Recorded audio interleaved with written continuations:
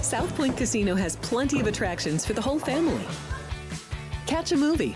Our 16-screen movie theater includes 2 XD Extreme screens for the ultimate in viewing, sound, and luxury. After the show, treat the family to a variety of treats at our old-fashioned ice cream parlor, Kate's Corner. We scoop up a variety of creamy concoctions, including smoothies, hand-dipped cones, milkshakes, malts, sodas, and sundaes. At Kate's, there's something for everyone. And if you've still got time to spare, our bowling center might be right up your alley. Voted Best of Las Vegas, it's a great place for friends and family fun. 64 lanes, a pro shop, snack bar, and arcade. And while the kids are bowling, you can play slots and sip on a drink in the Alley Cat Lounge while overlooking the lanes. For our more serious and professional bowlers, the South Point is also home to a separate tournament bowling plaza.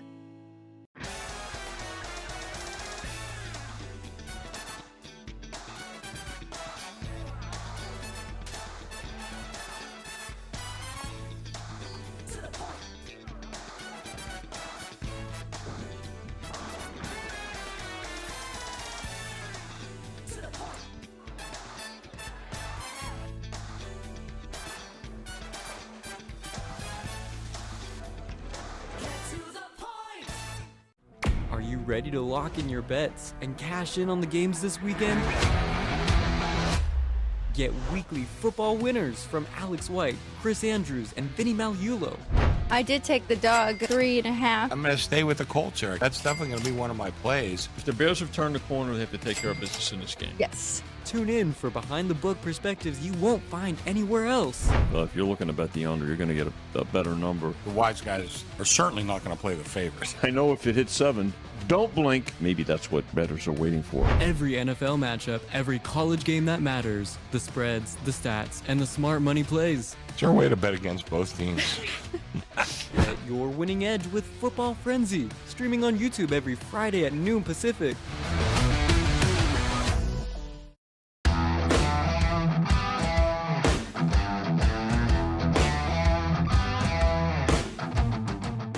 Here we go. It is finally time. The college football playoffs round 1 begins tonight. Bowl season rolls on. We've got the FCS semifinal games tomorrow. And of course, week 16 continues in the NFL. We'll cover it all right here on Sports by the Book. This is Football Frenzy, as we do every Friday with myself, Alex White, Chris Andrews, Sportsbook Director here at the South Point, and Vinny Magliulo, 2 members of the Hall of Fame for sports betting. Happy to be here with you guys. Looking forward to this.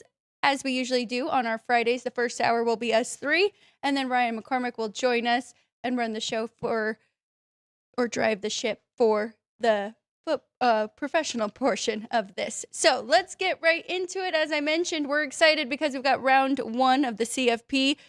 It's kind of like the Super Bowl now, right? You get that whole week in between, and it's a big buildup. We've been talking about it for 2 weeks now, and we do have a special, so make sure and check that out, where myself, Chris, and the Bear, Chris Felica, dove into each of these games for a complete hour. So we're going to kind of go through this quickly and give our final thoughts on these 4 matchups. But one last note, because our numbers have been driving up as of late, so I have to ask for all of you that do just jump on Fridays, please hit that subscribe button. We do have a goal to hit by the end of the year, and we are getting very, very close. So thank you for everybody who has done that in the last week or so. All right, let's go to the rematch here. SEC, we're going to Norman. Oklahoma hosting Alabama in the first meeting. We all know Alabama outgained the Sooners 406-212, but did lose the turnover battle in that one. Kind of reminds me of the game we saw last night with the Seahawks and the Rams, right? Where in that first matchup, the Seahawks outgained the Rams, lost the turnover battle, and then they got revenge last night. The thing is, can Alabama's defense and special teams step up like we saw the Seahawks do last night? I'm not quite sure, and the bettors seem to like Oklahoma now, Chris, and now you guys have flipped, and the Sooners are a 1.5-point favorite. We do have the Sooners 1.5. I personally like the Sooners in this game. We have a lot of the wise guys, at least in my store, are betting on Oklahoma. So I've kind of followed them a little bit. Now, there's numbers all over the board here. You know, it depends on what you got and where you got it and what time. So if we've had, you mentioned it's a flip of favorites. So I do have, the game's not going to be tied. You know, if the game tied, I'd get middled pretty good. But it depends on where you bet. Like I said, where and when you bet it. But I do have sharp money on both sides. The latest money from, and I'm not going to name the guy, but a guy I really respect and has really had, let's just say he's had a lot of CLV lately. He gets the moves pretty quick, and he was on Oklahoma. I did like Oklahoma. So right now, I think I'm at the market high at 1.5. You know, Alex, you mentioned the turnover battle last game, but Oklahoma also won the kicking game. Remember, Alabama missed a couple of field goals in that game. I think one was at the end of the first half, too. So special teams, a big portion of it. I think Venables, is he 2-0? Yes, against, he is. Against the Boar. So, again, you just look at those a little bit. It's interesting, too, in the matchup in Tuscaloosa, where Alabama opened as a 6.5-point favorite. They closed as a 6-point favorite. Oklahoma got the money that day, and, of course, they won the game outright. But this will be a terrific betting game. I said it last week. I'll say it this. I'd rather book this game, these playoff games, than just about every bowl game, which we'll get to in a little bit. By the way, I think there are more people at the South Point than at the Memphis NC State game right now. And just at the buffet. Yeah, exactly right, Chris. But look, you know what? The games are there. There's an interest, and people are looking for angles and things like that. But when it comes to these games, these are bet and booked just like NFL playoff games, and it's great that we've got it expanded. So I think it's we've got about 5 hours until this one kicks off 5 o'clock Pacific, and but looking forward to it. But should be great action, and I think there's going to be support for both teams. Lowest total of the 4 games sitting here at 41. Mm-hmm. Makes a lot of sense. Both of these teams very good defensively, especially Oklahoma, but both have struggled offensively as of late, especially John Mateer after his hand surgery. And then Ty Simpson, here's some rumblings that there is a nagging injury, and that is why we have seen the decline from him. But we'll see. Vinny brought up a good point, because not only the kicking game, but also special teams and field position, it's kind of been a bad point for Bama the last few games, and that is where I think Oklahoma can take advantage here. So I'm with Chris. I'm going to stick with Oklahoma. I do think that they get this win, and they are the better defense at home, and we saw last year, home field mattered a lot. And we've seen it in the FCS a lot, too. All four home teams were they were favored, and they won and covered last year. So I think if you look at this team, the two teams, Mateer has probably gotten better since he's been injured, and Simpson's kind of gone the other way. And I don't know if there's an injury. I saw his completion percentage dropped like 12 or 15 points or something like that. He was really completing a lot. Now he's like around, I think, 54%, which isn't very good. In that first game also, I think, Ryan could probably correct me if I'm wrong, but I think Oklahoma had 4 drives that began on the Alabama side of the field due to turnovers and kicking game, that sort of thing. I don't think you'll see that again tonight, but I do. I don't like the way Bama's playing now. I shared some numbers with you this morning. Yes. My game power scores, which are totally objective. Bama has a higher score by about 4 points. That's not always perfectly reflected in the power ratings. And I think if you look at that, why I had Bama lower is they're just not playing as well as they were in the beginning of the year, or towards the middle of the year, let's say.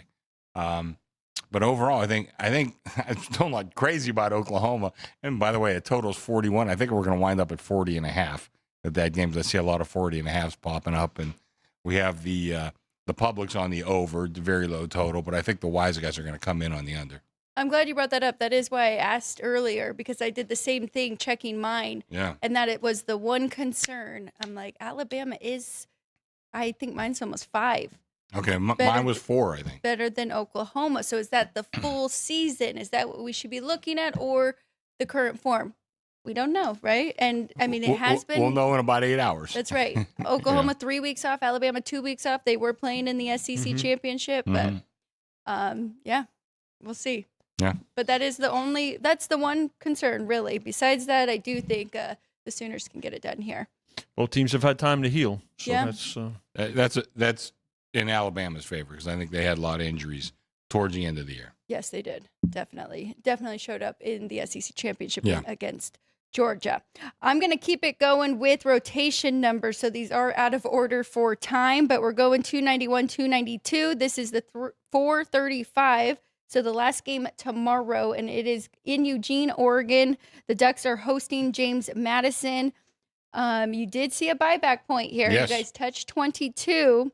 But right now, Oregon, a 21-point favorite, Vinny, over James Madison, total 46. Yeah, and again, I mentioned it last week. I'll mention it again. Listen, we're not going to get caught up in the fact that there's a 3 touchdown on. These are the matchups. We don't concern ourselves with what the committee picks. Which, by the way, next year there's already going to be a tweak. I'm sure. I don't know if they'll expand the playoff next year, but for instance, next year the champs of the Power 4 conferences, I think it's going to be the title games.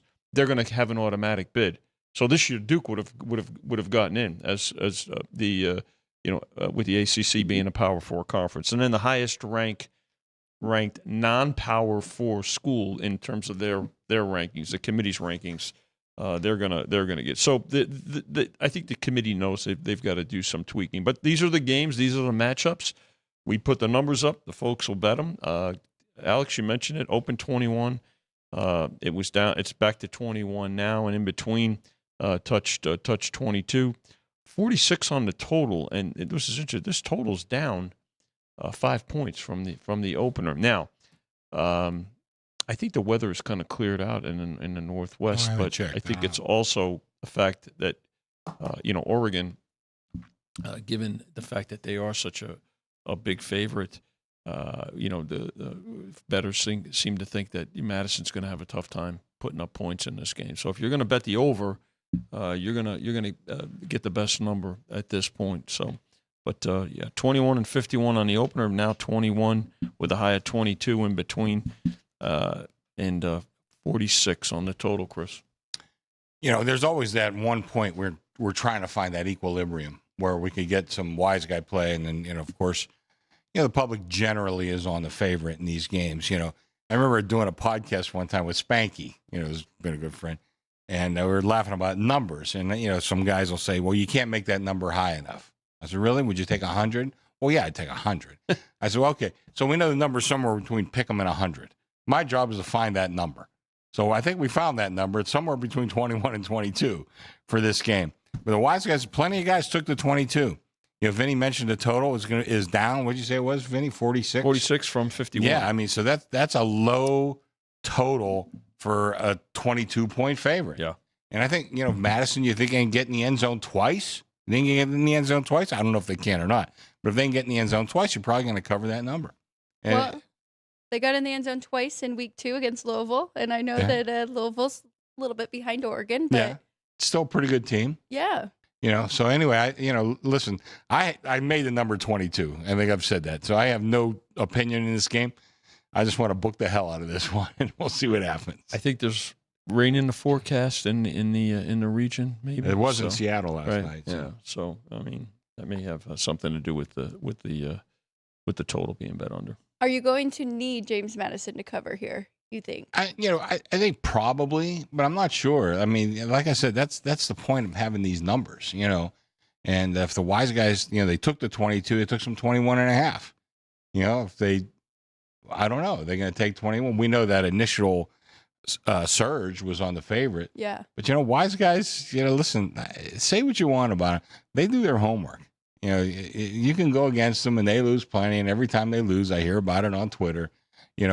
But these guys do their homework, And 21's a lot of points, so we'll see. I have, like I said, I made the number 22. I don't have a strong opinion on this game, but I don't know what I'm going to need. My number's right there as well, but diving into it more, I've been pretty low on James Madison all year, and their stats are really good. They're finished 9th in points per game of all FBS schools, 18th in yards per game, 10th scoring defense. Yeah. I don't know how they can hold up here against this Oregon offense, who is getting healthier as well. That's been one of their struggles. The other thing I do like, though, I think we were both on Washington State when they had to go and play James Madison. And, I mean, they did beat a Washington State team 24-20. That's pretty decent. So I think we were on Wash State, now that you're mentioning it, yeah. Yeah, a lot of people were saying James Madison was going to blow them out, and I think we're getting almost 2 touchdowns in that one. But so they've been tested. It is going to be a challenge, but I mean, just the fact that Oregon is losing both coordinators, I don't know if that affects them in this one or maybe the next one. We know Dan Lanning can be a little bit of a bully, so that's what scares me off of that a little bit. But otherwise, trying to make a case to take that 21 here. Maybe first half too, Alex, right, with the break and things like that. And Madison, the David going against the Goliath could be an angle too. So shop the first half maybe. As I mentioned, this will be the 3rd game of the day, so that might affect your number 2, right? Yeah. Depending on favorite, then we'll probably be back to 22 on this game. Okay, so maybe wait if you are like me. Yeah, we got a couple pro games mixed in there too. That's so right. there's and some FCS games. That's right. So there's a lot of movable parts. Let's go to the next one here. Rotation number. It is the middle game though. 293, 294. Another rematch that we already saw earlier this year. Ole Miss hosting Tulane. So this is in Oxford, Mississippi. Total 57.5. Ole Miss a 17-point favorite. I see this one kind of lighting up. So they might have taken the hook from you guys here. It was at 17.5, Chris. So we talked about John Summerall. He will be coaching Florida next year. We all know Lane Kiffin is not going to be there. So the new head coach, Pete Golding, will be leading his team. This is a tough one because we did see how dominant the Rebels were in the first matchup, but the spread also wasn't this high. So looks like it's a good two-way action so far. Yeah, we went to 7. We were up as high as 18. Were you? So they took that. I think we're at 17.5 right now. Is that correct? 17 now. So we're at 17. They probably just took the 17.5. So again, we're always looking for that equilibrium. I think I made this game 17. So I mean, right there with the number. But Tulane, this is a pretty good team and a pretty good program. I don't know how the Mississippi, all the coaching fluctuations, I'm not sure how that's going to affect them. Lane leaving, okay, we know that. Charlie Weiss was junior or whatever it is going to be the offensive coordinator. Yes. Defensive coordinator got promoted to head coach. He'll be there this game, of course, and then head coach next year. I think the fans will be very rabid behind Mississippi just due to all that's happened. But I think Tulane, they got the quarterback from BYU. I mean, so he's faced some big teams in the past. I think they'll be okay. I really thought 17 was a very good number. Evidently it is, because that's where we are right now. And this is another one. I don't know who I'm going to need. I'll say it again. I just want to book the hell out of this game, and we'll see wherever the chips may fall. That's who I'll be rooting for. Total 57, now back to 57, down a little bit initially. I think, Chris, they took they went under early in the week and now back up. Yeah, Alex, you mentioned the first meeting, and which was they took the dog in that game too. They took Tulane in that game from 12.5, 13 down to 11. Of course, Mississippi prevailed 45-10. This, with everything that's gone on at Mississippi, I look for a spirited effort by them. Of course, if they win this game, they get Georgia right next week, and it's a completely different story. You just have to, what is the mindset? I think the fans are going to be back, certainly backing them, especially given what happened. I'm sure there'll be some select adjectives in the stands and in front of Lane Kiffin's name on posters and things like that. But I think that this game, again, being in the middle, will also, tonight starts. Last night lit the fuse. We oftentimes talk about it, right? So Thursday night football lights the fuse. by the time we get into the NFL next, the explosion will occur potentially on Sunday or Monday night. But it still starts to roll into these games too. So Chris brought up the key point about how carryover impacts these games, the numbers on these games. But 16 up to 18, now back to 17. So back and forth we go, and it's always good to have support for both sides in our world. One final thought on this that I was thinking about this week is, of that entire locker room and roster, everybody is saying, they're going to go out there and, kind of prove to Lane Kiffin they don't need him. How many guys in that locker room are there physically but not mentally, and they're ready to leave with Lane and go to LSU next year? I'm sure point. There is a handful of them that will be probably following more than a handful, him, yeah. right? So, I mean, we think that, but we really don't know. And I wouldn't be surprised if we look up and it's third quarter and this game's actually kind of tight. Or the players that don't know who their coach is going to be next year, too, right? Really, when you think about it, I mean. Well, they did they didn't want that. So Pete Golding, DC, yeah. He's going to be, but he's not. He didn't necessarily recruit them. I mean, my thing is, some are going to go with Lane Kiffin, right. Sure. Some may stay, but there's others going to go to other places too. You may have that same thing with Tulane though too. That's true. Sure. I mean, and we don't know. I mean, and you got kids at Tulane, probably mostly did not get recruited by SEC schools, and a lot of them are probably. And again, I'm projecting here. I don't know. I'm projecting. Could they be looking to land in Mississippi next year, or Georgia, or Vanderbilt, or just go down the list? Anytime you're in one of those Power Four conferences, you have more exposure to further your career as an NFL player. But I mean, there's so many moving parts right now in college football. Maybe Tulane is not a poor school by any means. Maybe there's some good NIL money, and you have a chance to start at Tulane. Whereas, like now, you're going to go to Georgia, and you're going to be scrambling for playing time. Yeah. So, that's another part of the whole equation.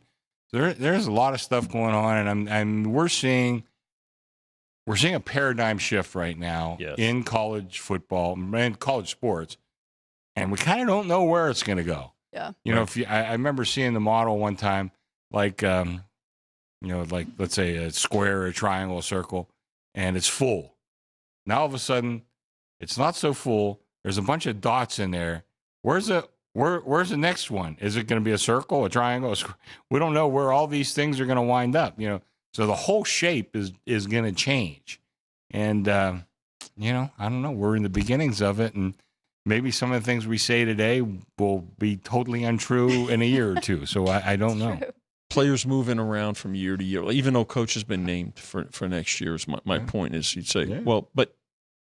Here's a guy too. He's got 1 year, and he's already on the hot seat. He's going to have to really try to duplicate what Lane Kiffin accomplished, right? So that uncertainty. If you watch some of the interviews, especially in this last week, with college coaches, it's unbelievable.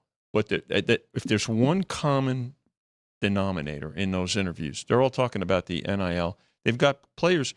Coaches don't know who still don't know who's going to. Not in these games. When we get to some of the bowls, there are bowl games. Coaches don't know which players are opting out because an agent's chirping in their ear. So you have players that are listening to an agent, and your coach is trying to prepare them for that. I mean, this is the world in which college sports lives in now. So yeah, it's a walk. You have to try to read into that, and it's hard to get that information. It'll be interesting. We'll see, because, I mean, like we're saying, after this game Sunday, Monday, we'll be like, oh, that was kind of the motivation. There you go. That's why they covered. For sure, yeah. But we really don't know, and we're all kind of speculating. Coaches moving impacts these playoff games enormously.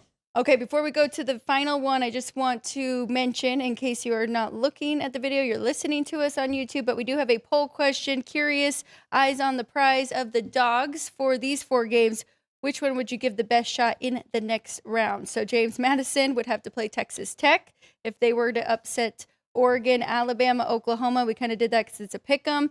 Them against Indiana. Tulane If they get this big win over Ole Miss, they would see Georgia. And then Miami, if they beat A&M, they will see Ohio State. So let us know in the poll. I already saw somebody commented none of the above, please. I think that would be my vote. My thought would be if Alabama or Oklahoma look good tonight and win convincingly, maybe that one. But all right, let's go to the final one. This is the 9 a.m. Pacific time, so noon Eastern time game tomorrow. Miami, Florida against Texas A&M. A&M is a 3-point favorite. Total 48.5. I think I convinced myself of a bet in this one, but Chris, start us off. I think you might actually like Chris Felica's team here in the points, right? I do. I made this game 2. And 3 obviously is cutting it pretty close. 3.5, that extra half point, which where it was for a long time.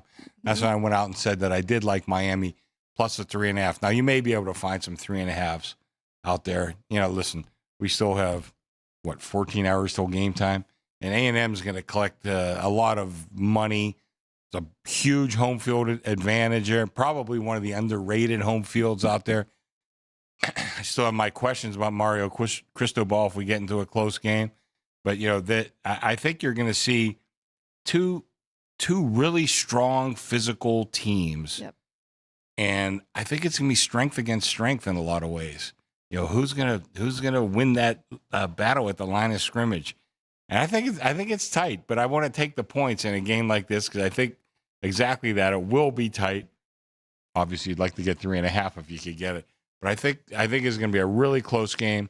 And since my numbers come to 2, a lot of respect for A&M, but I think I'd go with Miami here. I think they got a little bit better roster.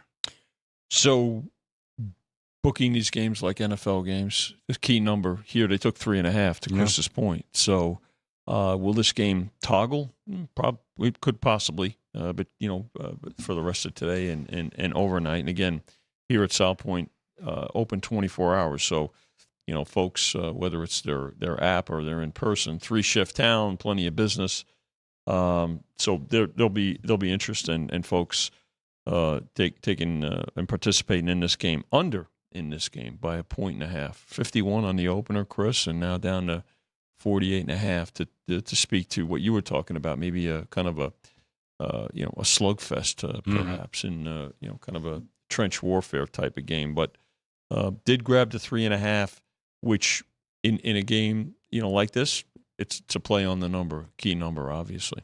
If I were to play the total, Vinny, I'd be looking more first half under 24 because you're right, Miami's defense. I mean, 6th in scoring defense, 14.8 points per game, but really good in the first half, even under a touchdown. So I would look that way. I want to bet on Texas A&M to win the game. So whether that is minus 155 money line or wait and see if I can get 2.5. But I do worry that it could be a 3-point game here. So I think I'm with you. I think 3.5 is a good number to have. I just got to believe that Texas A&M is the better team, undefeated until they faced Texas last week. And I've heard a lot of people talking about Texas A&M, and they didn't have to face any of the best SEC schools. Well, looking at their schedule and looking at Miami and their last 4 wins, they faced Syracuse, and I put my power ratings and where I have them. They're 93rd, according to mine, in the country. NC State, 55th. Virginia Tech, 80th. And then Pittsburgh, I do still have them 25th. So that was a good win, and that was on the road. But just comparing that to even the bottom or the middle of the SEC, I don't really think is comparable. The ACC very down this year. So home Good field, point. College Station, they're going to be going crazy. I got to put my money somewhere that A&M gets the win. And I'd like to see it and like to see them move on and get a chance against Ohio State. Well, I would keep an eye on that money line because if there is money showing for the dog, that dog money may show up on the money line. We haven't had much yet that I can remember on the money line. But listen, if you get down, $1.50, $1.40, 45 would be, I think that would be a lot of value on the favorite. Geez, even having that 3.5, trying to middle in that spot doesn't sound terrible either, but tricky. All right, that's it for those 4 games. Let's go ahead and move on to the FCS before we briefly go through the bowl games. We'll give you updates on which coaches will not be coaching in those bowl games at the very least and tell you where the line movement has happened. But going to the FCS, starting with the big one, we've got Montana and Montana State. So in the regular season, what's this rivalry called? Brawl. The Brawl of the The Wild. Brawl of the Wild. And Montana State was on top.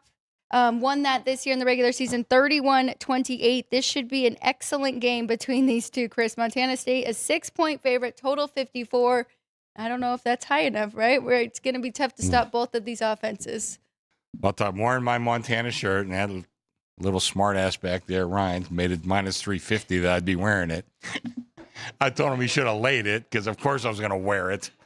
Well, Sean asked for the price. He wanted to make the bet, so I made it. Ryan just followed suit and gave him a number. Okay. Should have been a lot higher. Anyway, I got a daughter who's going to Montana, going for her doctorate. I got another daughter who lives in Montana, and I got a grandson who lives in Montana. So right now, at this point in time, we are Grizzly fans. For my money, I like Montana State tomorrow, though. I made that number. Well, I made it 7. It's down to, but we've been all over the place. We were as low as 4.5. So it shows you we're doing some business on this game. Yeah. So I think I opened at 6. We were down as low as 4.5. I'm back to 6.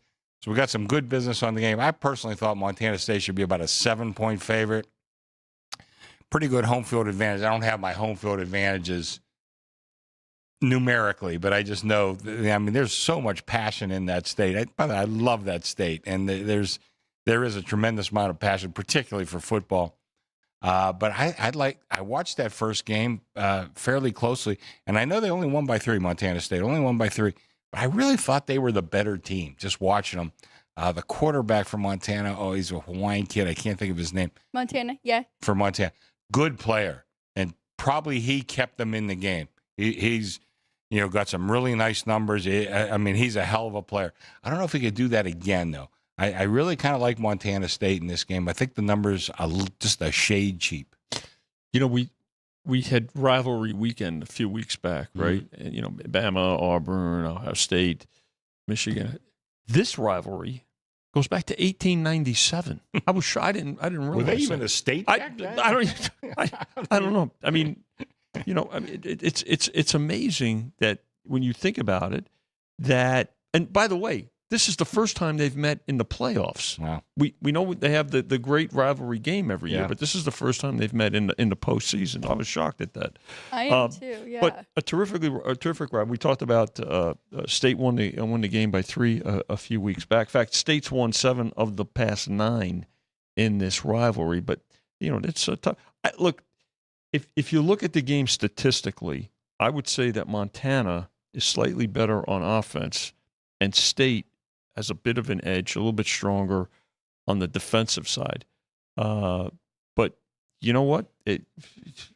Forget about what happened a few weeks ago. I think these teams have played their way to this point, semifinals in the FCS playoffs, and it should be another good game.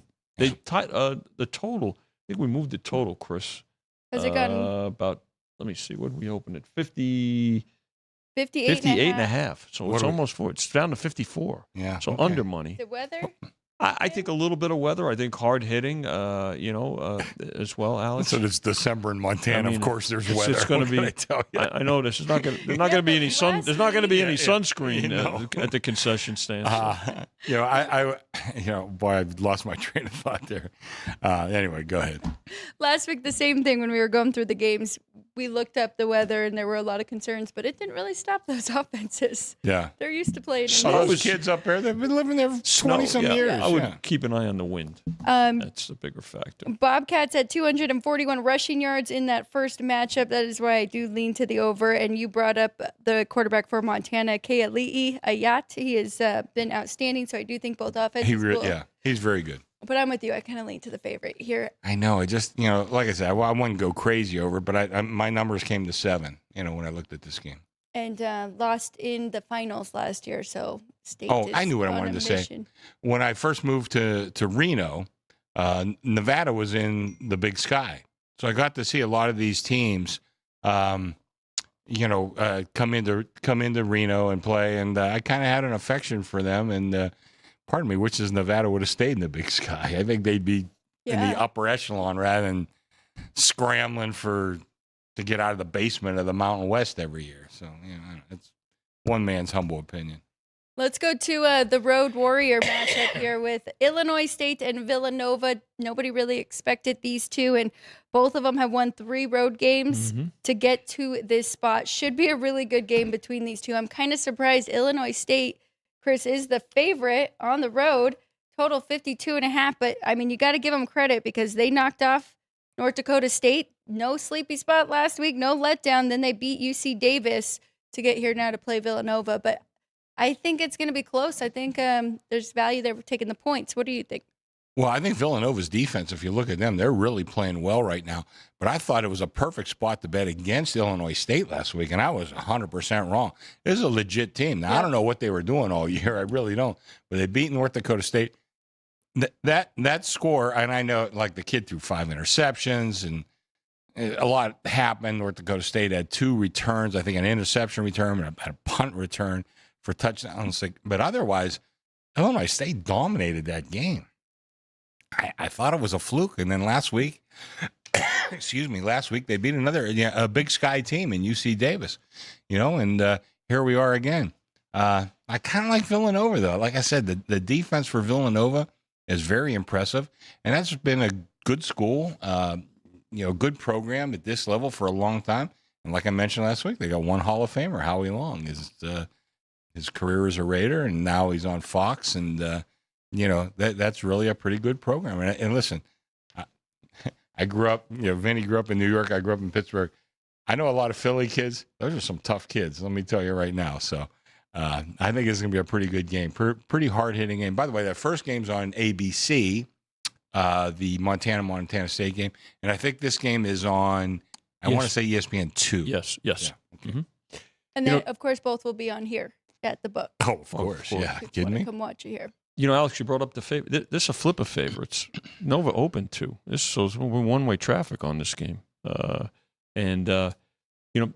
the defense is what's carried them too. These first couple of rounds of the playoffs. So, right now, Nova. At some point, I think there'll be some Villanova money, particularly playing at home. Teams sometimes. There were teams I know that would prefer to be on the road, and there's less distractions, and from everything from tickets to requests to family, a lot of things. So you know what? There's something to be said about road warriors, and now how long can teams sustain it, especially traveling in crisscrossing the country, which in this college would be a 3rd straight, right? Yeah, for Illinois State. Oh, Illinois State 4th straight. It's at least 3 straight. I mean, okay. But yeah. Yes, for in the playoffs. Yeah. Yes, 4th. And they travel, but still, I think it's either a or commercial. It's not like pros traveling, and especially in the FCS. So that's something that could at some point. How do you keep the rhythm sustained? But a good game, and again, flip a favor. It's not a lot of movement on the total. I think it's gone up by about 0.5 point. I am excited to watch this one. Now that you said that, you're right. They did open as the favorite, but I think they've taken it too far. I'll wait and see if I can get a 2.5, but there is a 1.5 at one place here and some 2.5s out there. So a little bit of plus $1.20 on the money line. That might be the way to go. Yeah, very good. If you like +2, you think they can win the game, right? Yeah. So yeah, and some good quarterback play as we mentioned last week with the FCS. So make sure and tune into those games too, even though there's a lot going on tomorrow. Somebody did mention though, probably Villanova scrambling to host a playoff game because they're the 12th seed. They weren't expecting to be here either. Okay. Right. Yeah. What was Illinois? They were not seeded. They were more than 16. Pretty wild to get these two. A lot of parity there in the FCS. I love it. By the way, let me give you a hot tip. Yes. Next week or whenever the playoff is, I'll be wearing whatever shirt the winner of tomorrow's game. So whatever, if you see a price out there, Ryan, lay it. So. That might be too much for us. Okay. Let's go to the bowl games here. And by the way, that game will be in Nashville. And that's on Monday. They get their own Monday, January 5th. Oh, beautiful. Nashville, Tennessee for the FCS championship. So we'll break that one down as it gets closer. Going to the bowl games, we'll kind of just go through these and make sure we let everybody know which coach will not be coaching because there are a lot of movements here, a lot of moving parts. So going to the Potato Bowl, It is Washington State, Utah State. Washington State, their coach is moving on. Jimmy Rogers will be coaching at Iowa State. Kind of gives Bronco Mendenhall and Utah State the edge here. That is why they are 1.5-point favorite, Vinny, and the total is 50. You know, you look at these games. This is another game with one-way traffic, and these bowl games they move a lot and they move much quicker. Again, you're trying to get a gauge on motivation, player movement, coaches, things like that. You just mentioned, Alex. So Utah State opened as a 3.5-point favorite. It's now down to 1.5, and the total on the game sitting at 50, which is down by almost 3 points. So this is a preview of next year's Pac-12, right? Or Pac? What are they going to call it? The Pac what? I don't know. The Pac whatever. Still, We were live when it was a Pac-8, Vinny. I know. Pac TBD. I think it's a brand now, right? The Pac-12. So obviously get it started again, and then look to expand. Washington State, they're on an 8 straight under streak in their games. So it's not just about obviously the side and the money line. Utah State's played 5 of their last 6 to the under too. And they're also both looking for more bowl success. If you combine their bowls, their last 10 bowl games are 1-9. So, this is going to be almost, a first here. I think Wash State's going to rely on their defense, because the Aggies don't have really good pass protection. So, but the Aggies' offense is their advantage in this one. So, look, again, when you see this number moving the way it is, I think it's maybe a play on the schedule, a little bit more of a strength of schedule. Right. Then, definitely. even though Washington State was an independent, but I think that's the way they're playing this one, Chris. Maybe just a stronger program. Well, I made Wash State 3 before everything happened. I'm not sure how that holds up, but I got to tell you, unless I have a huge decision, I'll be rooting for Wash State once they kick off. So I think that between them and Oregon State, they got totally screwed by this whole thing. The other ones who came close were California and Stanford. They got screwed too, But I'll probably be rooting for Wash State. I think that's a school with a lot of pride, and it's second fiddle to Washington in that state, but still pretty good tradition. A lot of pride there, and I just feel bad for those kids and for the administration, whole school. So I'll be rooting for Wash State unless I have a big decision. Vinny reminded me when he was talking about that under streak that Washington State is on. So bowl games so far this year, favorites are 4-3. And those 3 dogs that did cover also won outright. And then totals with that turnover there at the end of the Kennesaw State game and Western Michigan covering and winning. Mm-hmm. That game stayed under. So now totals are 5-2 to the under, actually. So just some notes and watch as I say that. The next few bowl games will fly over. Fly over. Let's keep it moving here not Tulane. We are going to Toledo and Louisville. So Louisville is a 6.5-point favorite here at your shop, Chris. Total 45. Jason Candle is the new head coach of UConn. So Toledo will be going to their quarterback coach. He will serve as the interim. And I'm not sure if Tucker Gleason, their quarterback, is playing. There's nothing on that. It looks like Miller Moss will be playing for the Cardinals. But Jeff Brom did mention that there are a lot of injuries in the running back position. Yeah, all the money's been on Toledo in this game. Wow. So we're going to be needing a favorite in this one. And, just, again, you make these bowl numbers, and I would tell you right now, whatever my power ratings are, whatever, don't get married to those numbers because there's crazy stuff that goes on. But my numbers came to Louisville 9. Now, with all the stuff that's going on with Toledo, I would still tend to like Louisville in the game. But, listen, I've watched this for a long time, and you mentioned it last week. These moves don't always win, but you have to respect them and see what's going on with it. But nonetheless, I do like Louisville in this game, and I just listen. Toledo, a great MAC program, top of the MAC really for a long time. Yeah. But I'm not sure they can compete with a team like Louisville. Would you say Louisville played James Madison and kind of beat them up a little bit earlier in the 28-14? Yeah, so, again, a team clearly better than Toledo. And if Louisville has all their guns firing, which we don't know about in bowl games, of course, that's why I do tend to lean to Louisville in this game. Toledo beat Pitt in this game last year. 48-46, 6 overtimes. Couldn't get enough.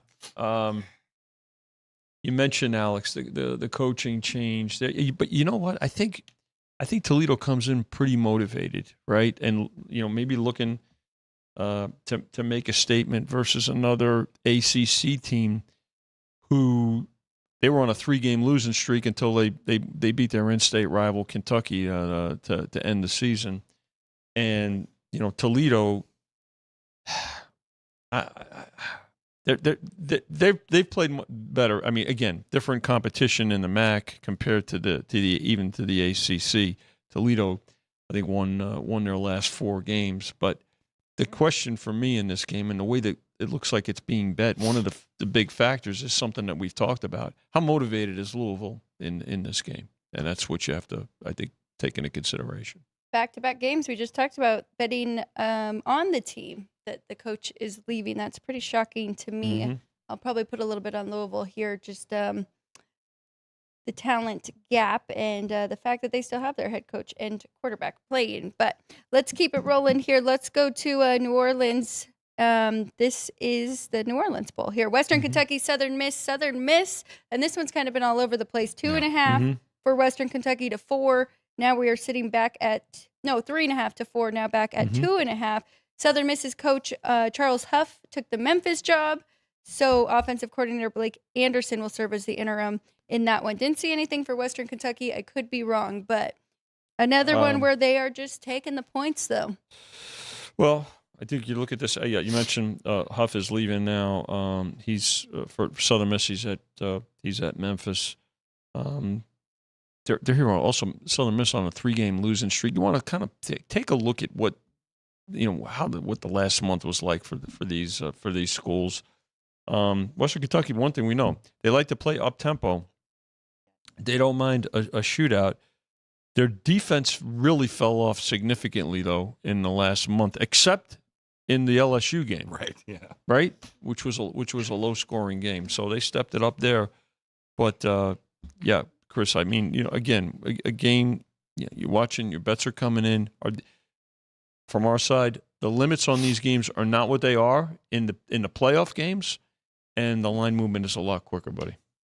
Yeah, I mean, we're taking 5,000 on these games, and sometimes I shake my head. I'm not sure we should be taking that much. Taking a lot more in the playoff games, and even some of the bigger games. By the way, we'll get to. I don't know if we're going to cover it in this show, but the TCU USC game, that's all over the place too. We're taking the bigger limits there, and we got all kind of crap going on. Anyway, I caught on to Southern Miss kind of a little early in the year, and I'm not sure I made my proper adjustments after the last 3 games. Vinny mentioned they did have a 3-game losing streak at the end, and their defense, I'm looking, they gave up 41, 42, and 28. So their defense kind of fell apart. Coach leaving. And like I said, this is a mea culpa. I'm going to tell you, I probably didn't adjust enough. But my numbers came to Southern Miss 1 in this game. And the money's all been on Western Kentucky.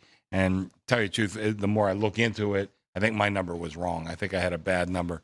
Western Kentucky deserves to be the favorite. And we've had a lot of sharp money on them. But, again, a lot of volatility in this situation that I don't know that much about. And, I do respect the bettors in this one. So I'm gonna tell you, Western Kentucky's probably the right side, and I'm going to be rooting against that. So this next one, I think this is the correct favorite, and I understand the reasoning for it. It's just a matter of if it is getting too high, but I don't know if you can. UNLV is the favorite. This is the Frisco Bowl in Frisco, Texas. 6.5 over Ohio. Ohio's coach just got fired, Brian Smith, so he will definitely not be coaching in this one. That just happened, yesterday or a couple days ago? He was on a leave, like a mysterious leave, right? And now, so obviously something, who knows what went on. Similar to Michigan's coach, I'll just leave it there. But so UNLV, big favorite. their players are all coming out saying they're playing and they're coming back. So Dan Mullen's doing a great job, and I believe Anthony Calandria is playing too. Double check that, but if that's the case, I think that UNLV could win by a touchdown here.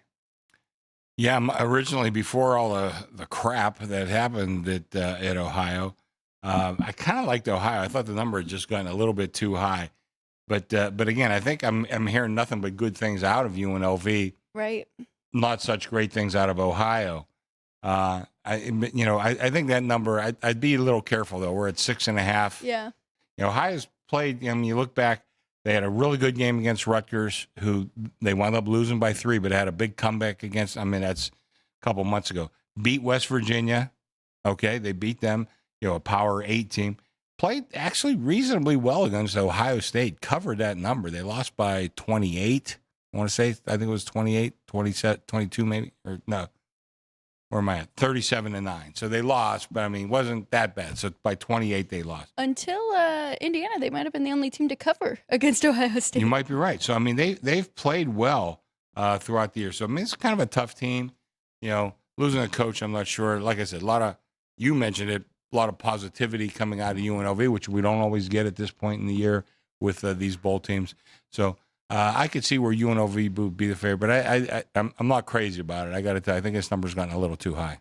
Boy, if the Rebels could only beat Boise the last couple of years, right? Yeah. Another 10-win season. Look, Rebels, I think, need to force the tempo in this game. Ohio loves to run the ball. They're not particularly good at passing the ball. So now the Rebels like to do both, right? We know that they can score on the ground and in the air. You just don't know what surrounded the Brian Smith's departure from Ohio. So because they came in on I think they won like 5 of their last 6 games. They've won, I think, their last 6 bowl games, their last right? 6. Yeah, but they also won their schedule, and their bowl game success has been pretty good in the last decade. Yeah, right? I was just looking at last year because I'm very curious if Parker Navarro, who's a very good quarterback for them, is playing, and doesn't say, but he did play in last year's. Yeah. And led the Ohio Bobcats. And he likes to run too. That's their running attack incorporates Navarro quite a bit. So again, if UNLV can force the tempo, and which would mean they're leading in all likelihood. Ohio's less comfortable passing the ball. So, but it's been one-way traffic, Rebels and over so far. Totals up a few points. Last year's performance, Vinny, 3 rushing touchdowns for Navarro and 1 passing. So, very, very much a dual threat guy. Okay, let's keep it moving here. A couple more bowl games. Let's go to Cal. You were talking about them earlier, Chris. It looks like JKS, the quarterback there, is going to stay, even though saw that. Justin Wilcox is no longer the head coach. They're bringing in the DC from Oregon. He will be the head coach next year. What are we seeing here movement-wise? Back to a pick? It's been all Hawaii. I've heard all, yeah. Yeah, I went to pick this morning. Okay. And you can see I'm just getting, so not getting much support for California. They haven't been the favorite just yet. Is that what you're saying? I have not made them the favorite. I saw them go to one or 2 places, and I was at one the other way. So I figured, what the hell, I might as well go to pick. Because I am pretty I don't want to say flooded, but I'm pretty high on Hawaii money. So, I just tried to get ahead of it a little bit. Pretty much a home game there in Hawaii. Yeah, and I had that in my number, and I still thought California should be a very slight favorite. Probably going to be an up-tempo game. Obviously, Chris hit on the head. It's been one-way traffic right now. On Hawaii, right? Both coaches have a history with. I think did both coaches play at Hawaii, if I'm not mistaken. Well, I don't know. Rolovich and Chang. I know Chang did. I think Rolovich might have. Yeah. I think they both did. And the quarterback for Cal. Let me see He's if a I can Pacific say Islander. He is. He's a native from Hawaii. Sagapolatelli. Right? That's yes, him. there you go. That's right. Nice Italian kid. And I love that pasta, by the way. But I think it's going to be an up-tempo game. One-way traffic on Hawaii so far. Cal surprised us a few times this year, Chris, and I think they put out an effort. They were a little inconsistent, but part of that inconsistency was the times they were very good. Yeah. And they won as big dogs for us a couple of times. Typically, too, 19 of the last 21. Because I looked at the history of this bowl game, because this was one of when they started to expand the bowls, right, Chris, and they put it on. I think it was always on Christmas or Christmas Eve or Christmas Day, and it's been that way like it is now. But very few of them see less than 45 to 50 points. Yeah. So this game's been played on Christmas a bunch of times too. Yeah, right. Yep, Christmas Eve this year. Though. Always give us one thing so you don't have to talk to your family all day, so you can go inside and watch a game while I'm cooking. Mom would say. It's tough. I'm with you. I've got a Cal about 1 here. But I think it is going to be a great game. Maybe a little bit on that over just to have some action there. But not going crazy with these ball games. Central Michigan and Northwestern here. This one's in Detroit. This is the Sports Bowl, if I'm not mistaken. Yep. Yes. Anything that we're seeing on this one now? I thought I had some notes. A lot of injuries for Central Michigan, but nothing else too concerning. Bowl coaches there for this one. 10.5. No, the total's low, but I think the point spread's low too. I think Northwestern. I don't know if they can shut them out, but I think they'll keep Central Michigan out of the end zone. Probably. I mean, if they scored twice, 2 touchdowns, I'd be surprised. I like Northwestern in this game. I think this number's a little cheap, even though the total's very low. Central Mich, close to home. Looking to maybe make a statement. Although Northwestern's on a 5-game bowl winning streak, and their strength is their defense. I'm not so sure that Central Michigan has seen this kind of defense, and I think that'll play in a way. And Central Michigan, they were blown out by Michigan and Pitt this year, so it's a big step up in class for them. And then last but not least, because this game kicks off during Football Frenzy next week, December 26th, New Mexico and Minnesota. This is in Phoenix. Good coaching matchup we have between these two, because Jason Eck has been great for the Lobos, and then we've got PJ Fleck on the other side, who is 6-0 in bowl games at Minnesota. 2.5 here for Minnesota. Total 44.5. Vinny. PJ Fleck always has his team ready, right? But I think in this case, and this we touched on it earlier, he's dealing with more transfer portal issues, including at the running back and wide receiver position. He was one press conference I recently watched and referencing those things. But he's 6-0 in bowl games while he's at Minnesota. You know what? It's kind of like New Mexico likes to they play similar to Minnesota. They like to run the ball on offense and play solid defense. So that's why you look at this number and you say, why wouldn't it be higher? And they took the 3 and now down to 2.5. But New Mexico, solid. They were right there in the Mountain West late as well, like UNLV was. But I don't know. It's kind of a game, maybe an in-game. I'm not so sure. But there's things that Fleck is dealing with that I don't think he had to deal with in recent years, Chris. Yeah, I'm looking at New Mexico. We kind of caught on to them early, I think. We had talked about them playing some great defense. I'm looking at their schedule. I'm not sure when we did, but we definitely caught on to them and were on them. And they beat a good San Diego State team the last game of the year. They won 6 in a row. And Eck, what was his first name? Jason. Jason Eck. I know he was talked about for some bigger jobs. Yeah. He stayed at New Mexico, as far as I know, at least anyway. But I'll tell you what, he did a hell of a job at a program that is not very good. And if he does it again, well, I'm going to copy my good friend over here, Vinny. I said, don't blink, because he's going to be moving somewhere else. Because I think right now, this is a hell of a coach who did a hell of a job. Yeah. And, I think if you just look at the pure power ratings, and I think part of it has to be with the nature of their conference that they came from, Minnesota is going to be a lot higher. And, but I don't know. Something tells me this New Mexico team's going to show up. 2.5. Now you're saying who's going to win the game. Right. I'm not sure they could beat, and I do have a lot of respect for PJ Fleck. I always kind of liked him. This is going to be a hell of a game. I could see why the people took the price on New Mexico. They got a hell of a defense. Last thing that Vinny kind of alluded to, they did go on that run. They kind of got snubbed in that Mountain West Championship. Yeah. Because they did beat UNLV and Boise, Yes. right? Yes. Or UNLV No, and They did not beat Boise. they didn't beat Boise, I'm looking. but Did they beat Fresno? SDSU, Fresno? yeah. Fresno? They beat Yeah, Fresno, right? they lost early in the season to Michigan in a pretty good game, 34-17. That should have lit us up there. And since then they beat Ohio State. Okay, then they crushed UCLA. Crushed UCLA, 35-10. I remember that game. And then yeah. maybe that might have been what we said, oh, yeah, this team's something to watch. Now, they lost 2 in a row. They lost to San Jose, lost to Boise.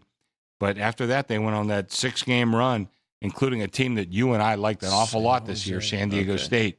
They beat them in overtime, 23-17, which, not surprisingly, was a very tough defensive battle. Yes, definitely. That's why I'm thinking almost under here. That number's a little higher than I thought, because Minnesota doesn't exactly light up the board either. No, especially if they're competitive in the games, right? They lean on their defense mostly. But all right, I didn't make the goal there for time-wise, but I got us under an hour. So let's take a quick break so we can get to the NFL in Week 16. Thank you, everybody who is jumping in the chat. Looking like we do have a poll complete, because we will have another one for the NFL. So Miami was the winner here between these votes. 48% picked Miami as an underdog. If they're able to upset Texas A&M, they'd like Miami to have a shot at least covering against Ohio State. So thank you for jumping in. Thank you for everybody who is in the chat live as well. We'll be right back here on our Football Frenzy Sports by the Book for Week 16 in the NFL. Heading to Las Vegas to catch the action at Allegiant Stadium? Skip the traffic and the sky-high room rates of the Strip. Book your stay at the South Point Hotel, Casino, and Spa. The South Point is located just 7 miles away from the stadium, and it's a quick trip up the freeway, making it an affordable rideshare or taxi ride. And don't worry about getting here when you land in Vegas. We offer a convenient airport shuttle to get your getaway off to a stress-free start. Shuttles are also available on Raider game days for a small fee. So whether you're rooting for your team or seeing your favorite band in concert at Allegiant Stadium, South Point Hotel, Casino, and Spa is your ticket to all the excitement.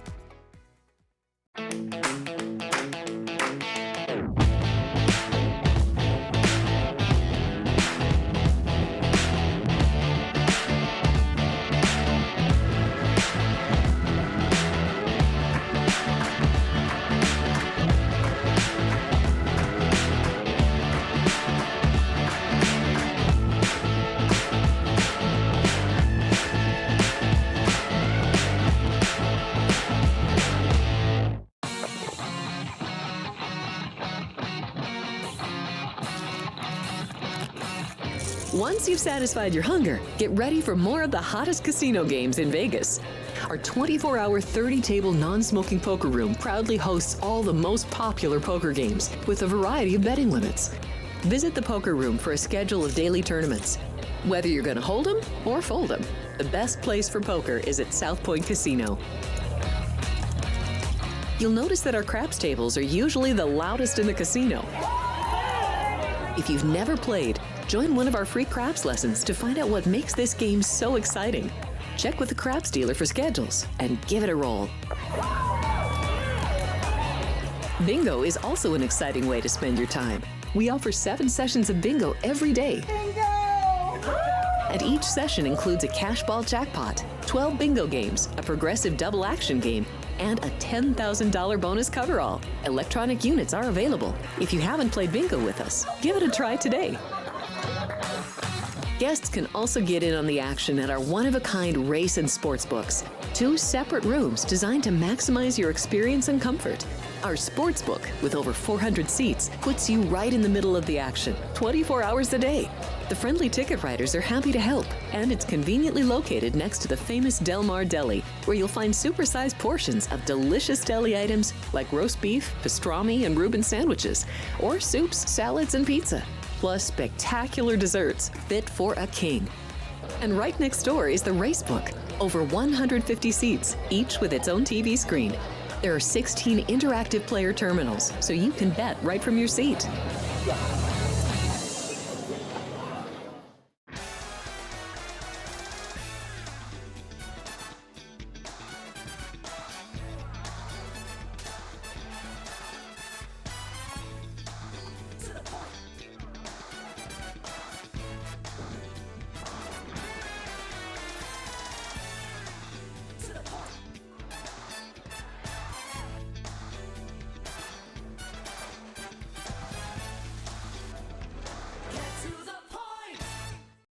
Are you ready to lock in your bets and cash in on the games this weekend?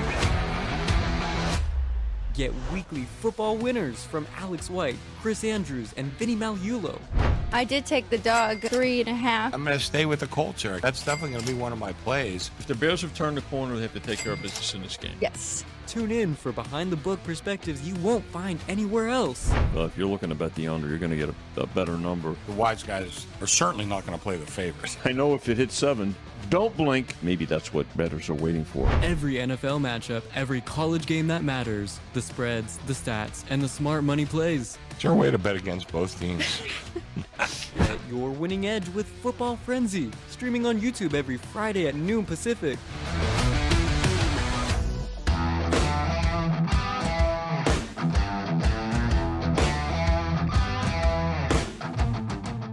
New face on the desk for hour number 2 with some. Maybe the headphones messed it up, but it's fine. We got hour number 2 starting the NFL segment of Football Frenzy with Vinny Magliulo, Chris Andrews, and Alex White, the professional handicappers and bookmakers on the desk. Chris, I do believe you have a special announcement to make first. It is the South Point's 20th birthday. And I happened to be here. I got invited. I was up in Reno at the time, but I've known Michael Gone for a long time. I got invited to the opening and was here that night. Obviously a great night. Obviously great things have happened since then. So very proud to be part of this organization and 20 years now. So I got to tell you, it's still the premier casino in Las Vegas. You know, maybe the Bellagio and the Wynn. They get, all I know is you're looking at the bottom line, which is what counts, and customer counts and all that other stuff. There's no question who's number one. It's the South Point. Proud to be part of this organization.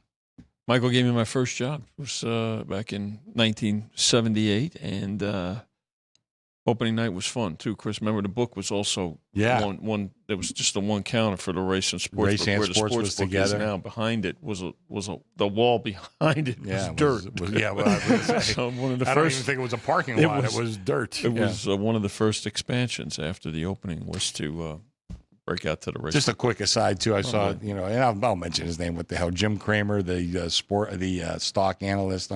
He goes, "Oh boy, I saw this South Point. That's a dog. It's I mean, I don't know what they were thinking opening this way out of town. He didn't like the design and all that." Yeah. Jim, I'm proud to say you were so wrong. Yep. I can't. And I think he's been wrong on a lot of things, but that one I know he was wrong. I think he was wrong. And I think he said that, Chris, too, because it wasn't a publicly traded company, and Jim couldn't invest. Yeah, so he was probably a little bitter about that. Well, talk about opening nights 20 years ago. We did have opening night of Week 16 in the NFL last night in a doozy of a game, a 39-38 final score, or 37-38, excuse me. Yeah. Seahawks win with a 2-point conversion, but how'd that go behind the book? It wasn't great for us. It wasn't terrible. We really had some good two-way action, and Seattle by 1 was the worst number that could come. But and I could see it coming that last drive, but now that being said, and I've been talking about, I think the Rams are far and away the best team in the NFL. And even last night really didn't deter my thinking. Now, the defense, I didn't like the way that defense played in the second half. But you start looking at it, there's a lot of fluky things that happened in this game in favor of Seattle. And here I am. I'm looking at the box score. The QBR for Matthew Stafford, 88.1, which is fantastic. For Sam Darnold, 41.7. Now, again, that being said, even though we lost last night, I was kind of happy for Sam Darnold. He's a guy I kind of root for. He's had a lot of things go against him. But I don't think Seattle was a better team. They got a great defense, and I think they're the second best team in the NFC and maybe in the entire NFL. Matter of fact, I'd probably say they're the second best team in the NFL. but I don't think they're as good as the Rams. Now, all of a sudden, the Rams have a tougher path if it stays like this. Mm-hmm. But I got to tell you, I think I'm going to take the Rams, bet them on the money line game one, and just roll it over all the way to the Super Bowl. And so that's why I'm not that disappointed they lost. I'm going to get a lot better prices on them, even though it's a much tougher path if it stays this way. And I kind of have a feeling it will. But, I do feel good about I feel good about the Rams much more than I feel good about Seattle. Like some fluky things, and I'm sure we'll talk about that 2-point conversion that I still have trouble processing. 3 in a row. 3 2-point conversions in a row. Yeah. I don't know if that's been done. No, it's actually the first time in NFL Is history that that right? teams There can you go. Is that right? 3 2-point conversions 3 in the fourth quarter successful of overtime. 2-point conversions. 3 can 6 in any succession, right? Yep. Look, you know what? Both teams bear to be reckoned with. I think the biggest shock was the Rams up by 16 with the fourth quarter. They turned the ball over. Yep.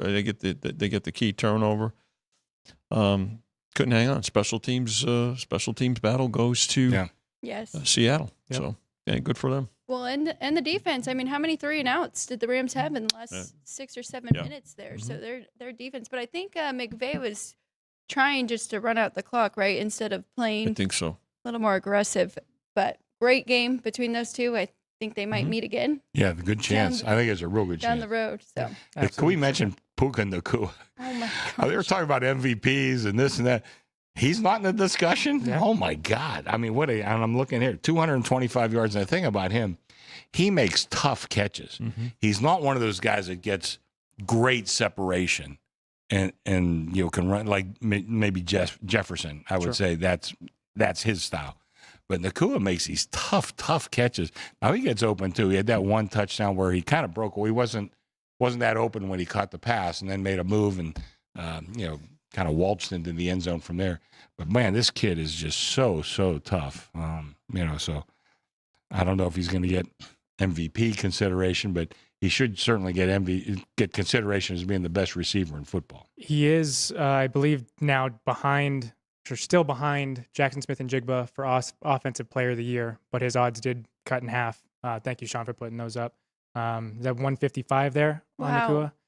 Best price over on FanDuel. So he is in that conversation. there's also something else that we'll mention is Coach of the Year. We had talked about earlier in the week, and maybe best price, most tempting prices were Sean McVay, Shane Steichen, and D'Amico Ryans from 60 to 1 to 101, 150 to 1.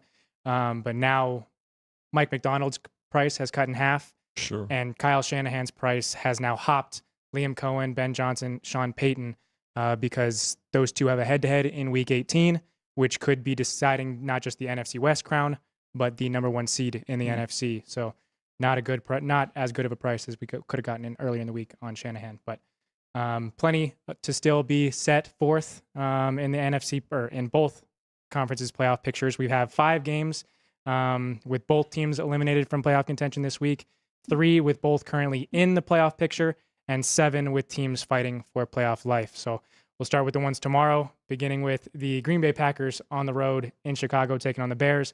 Open the Packers as a -1.5 point favorite, total at 46.5. And we've got a favorite flip. Are we going to need the Packers here, Vinny? I think so. I mean, and I'm not real surprised, especially when you look at a couple of weeks back, right? These two teams played in Green Bay, and the Packers held the Bears off in what was a pretty exciting game. Packers lose Micah Parsons now, which is certainly a big loss for their defense. I'm not real surprised that the betting has shifted to the Bears here. A lot of support for them. Total on the game holding pretty steady, but it's been one way track. I think, Chris, we're going to probably continue to see Bears money in this game. We're really, I think we're going to need the Packers in this one. Well, it hasn't slowed down yet. Right. I can tell you that. It's been all Bears money. I got to tell you, I looked at my power ratings and I moved the Packers 1 point because of Micah Parsons. And listen, I think he's a hell of a player. Best defensive lineman in the league. I think we can certainly make that argument. But then we have to remember the Packers defense was pretty good last year too when they didn't have Micah Parsons. So I lowered him a point. Now the other thing, a lot of times, and I don't have the numbers exactly, but I heard Joe Fortenbaugh talk about it this morning. When you have two teams that play this closely together with that 1 week break, the team that lost that first game either wins outright or covers that second game. Now, that is pretty important, and as I don't have the exact number, but it is certainly something that deserves to be looked at, and it is significant. I tried to put all that in my number, and I still had the Packers like a 1.5 point favorite. Have my questions still about, the quarterback play for the Bears, and I think he's come a long, long way. I think he will continue to come a long, long way, but I don't think he's there yet. And, I still think the Packers are the better team. We had a tough situation. Like I said, this isn't certainly going to be one of my plays. I made it, I'm too close to the number here. But, I'm going to be rooting for the Packers. And, that's okay. That's what I'm going to need. I'm with Chris on my number at 1.5 here for Green Bay. I thought their opening number was correct. So a little bit against the steam, but probably not jumping in either. It was a very tight game. And Chicago did have a chance to go down the field and tie it up in the last one. So I thought I was pretty fortunate to be on the Packers that time. But could be another situation, too, where when a star goes down, right, and everybody else kind of steps up. So I could see that happening with Green Bay's defense here in this one. Not just Micah Parsons being out, but plenty of other injury concerns for the Packers. Christian Watson is questionable. Josh Jacobs is questionable. Dontavian Wicks is questionable. All three are likely to go. Josh Jacobs has been questionable for several weeks in a row, and he talked about last week when they were playing the Broncos that because his backup is also banged up with a chest injury, that he didn't want to put him through a whole lot, so he wanted to step up and be the guy to take on the beating against the Broncos, and with the importance of this game to decide the division, wouldn't expect Josh Jacobs missing it despite not practicing at all this week. Also on the Bears side, no Rome Odunze and no Luther Burden, so their wide receivers 2 and 3 are out of the game. Looks like it'll be more, and DeAndre Swift is also questionable, so could be a heavy load from Kyle Monangai there at the RB2 for the Bears. All right, we'll go to the earlier game on Saturday, later in the rotation number. The Eagles on the road against the Commanders. Opened Eagles -6, total at 45. No Lane Johnson or Jalen Carter for the Eagles. Commanders shut down Jaden Daniels for the remainder of the year. No Laramie Tunsil or Eddie Goldman. Two pretty important pieces on both sides of the line of scrimmage for them. So, Chris, is anybody liking the Commanders plus the 7 now? No. To give you a very succinct answer here, no. The answer is I'm going to be on an island all by myself. You're going to take a dog? Okay, good. I'll be pulling for you, kid. No, I made the number 8 myself, so I thought the opening number was a little shallow. Okay. And I did move it fairly quickly. There's just, we do have a lot of questions still about Philadelphia. I don't know whether to go back to last year or go back to 2 years ago. 2 years ago, of course, they were 10-1 and completely fell apart. Last year, they had some issues, and they corrected them and won a Super Bowl. I'm not sure where the hell to go with this one, but so I'm trying to let my numbers speak for themselves, and they did come up with 8. But I don't know. This is a tough one too, but it's been all favorite money. I don't see. We're going to need the Commanders in this game. I know there's bad weather in this area, especially today. Wind is ridiculous, and I don't know if that's going to carry over to tomorrow. So, Ryan, you have it right there, and you can point it out. But it's was a play on the number at -6 and -6.5. If it gets to 7.5, is it a take?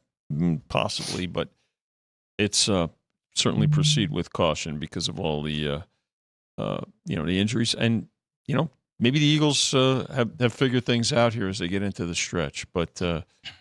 Certainly, there's no question we're going to need the Commanders here for sure.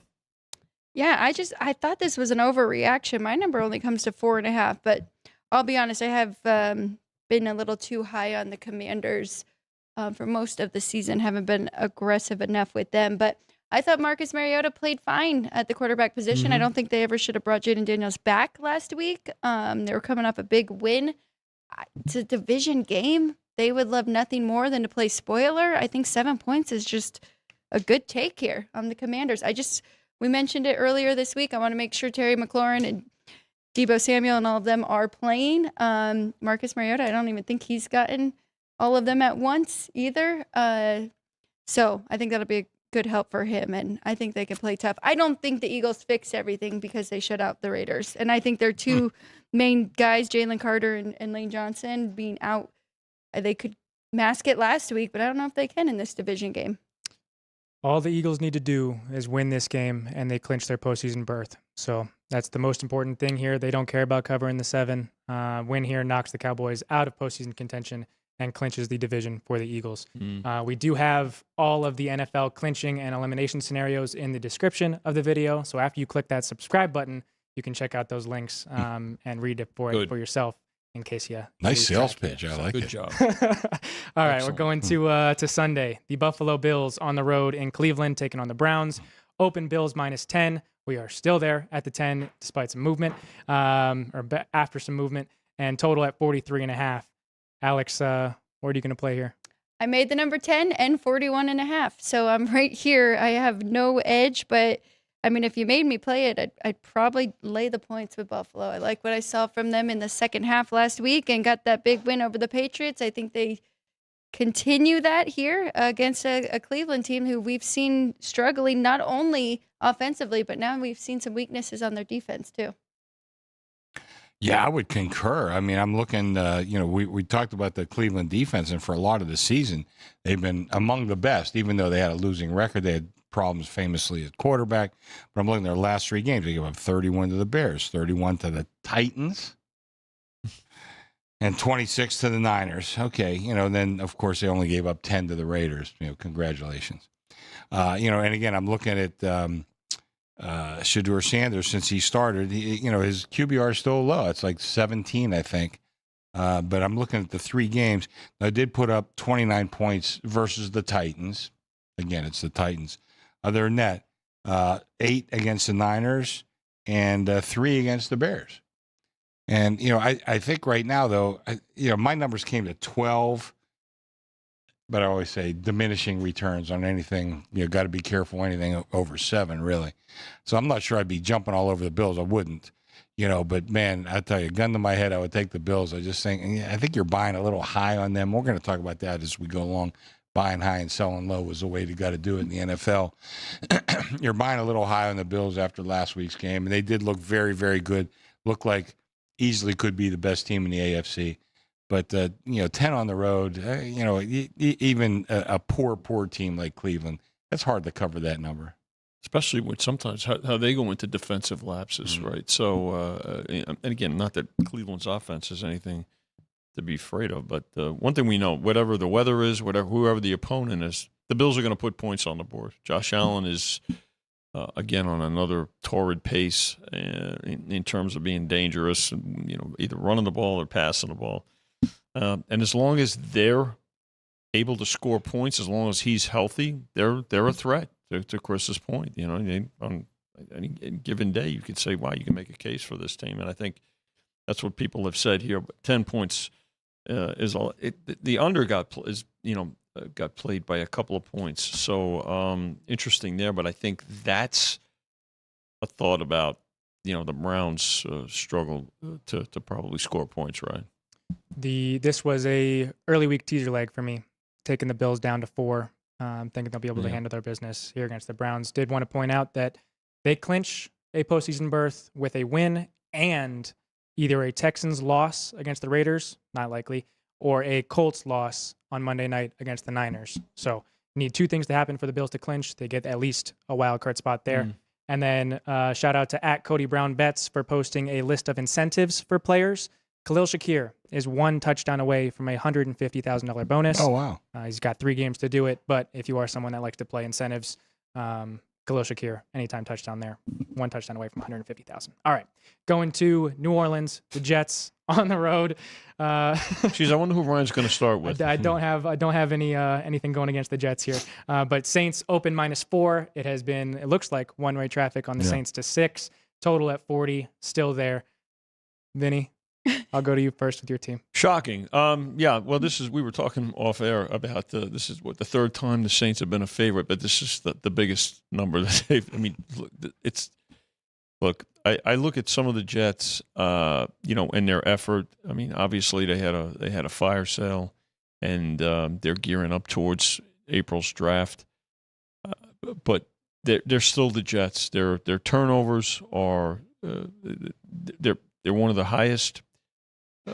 One of the teams with the highest number of penalties against them, highest number of turnovers. They have no takeaway. They don't take the ball away from the opposite. In fact, I don't know if the Jets have an interception this year. They do not. Ooh. They do not. There you go. Yeah. So again, it's the Saints who, with Chuck, have done. They've been tough. They've been competitive. So no real surprise here that it's been one-way traffic on the Saints, and the total really hasn't moved. But yeah. Just like last week and every other week, all 15 weeks. Ryan, Chrissy, we need the Jets. We're going to need them here. What did we say? We opened them 4? Yes. Well, I made the number 5, so it was kind of quick to move that one. Okay. But now we're at 6. I see 6.5s popping up in the market. Now, this is one of the few times you're buying high on the Saints. So I kind of like the Jets, but I do want to say, there's no one outside of New Orleans and New York that will be watching this game on Sunday. Well, of course, we'll have it on in the South Point. I'll have it on that one little TV that I could barely see, and I should have brought my glasses. Without my glasses, I can hardly see it at all. And I'll probably even wear my glasses that day because we're going to need that game. But I don't want to watch it. I'm going to say, excuse me for interrupting, but what to Chris's point, there'll be more money bet on tonight's Oklahoma-Alabama game than this game. Oh, God, yeah. Oh, sure. Think about Makes sense. I'm right there. I'm actually at 5.5, and I think we talked about it earlier this week with Matt when we went through opening lines, and I said, I know a lot of people are going to make the case and say who are the Jets or who are the Saints to be favored like this, but that is the correct number where my number is anyway. So it's a pass for me. Yeah, third time this year that the Saints are favored in a game. They were 2-point favorites against the Giants, and then 2-point favorites hosting the Falcons in Week 11, and now they're up to 6 here against the Jets. Another incentive note is Cam Jordan, the longtime New Orleans Saints defensive tackle, is just a half sack away from $400,000. So getting a half sack there, almost $500,000. Yeah, he's been a hell of a player. You know, Yeah. been kind of lost a little bit the last couple of years, but he's a hell of a player. Yeah. All right, going to battle of 2 eliminated teams. The Minnesota Vikings on the road in New York, or New Jersey, in MetLife, taking on the Giants. Open Vikings -3. Looks like we're down to 2.5. Total at 44. Also down 0.5 point to 43.5. Chris, are you going to need the Vikings? I don't know. When I made the number 2.5. Okay. Remember the 3, we're down at 2.5. Once again, Vikings looked great last week. Giants blew. Who'd they blow to? Washington. Washington. Okay, yeah. So I don't know. I mean, just if you're playing some of the somebody texted me goes, Giants sounds like one of the games you would play. Kind of does, but I'm not jumping in here. Like I said, I made it 2.5. There would be another one. The hard for me to bet. Probably a little better to watch than that last game we talked about. But I have no interest in playing this game at all. And I don't know who we're going to need. Probably going to need the dog a little bit. I'm not so sure. I don't know.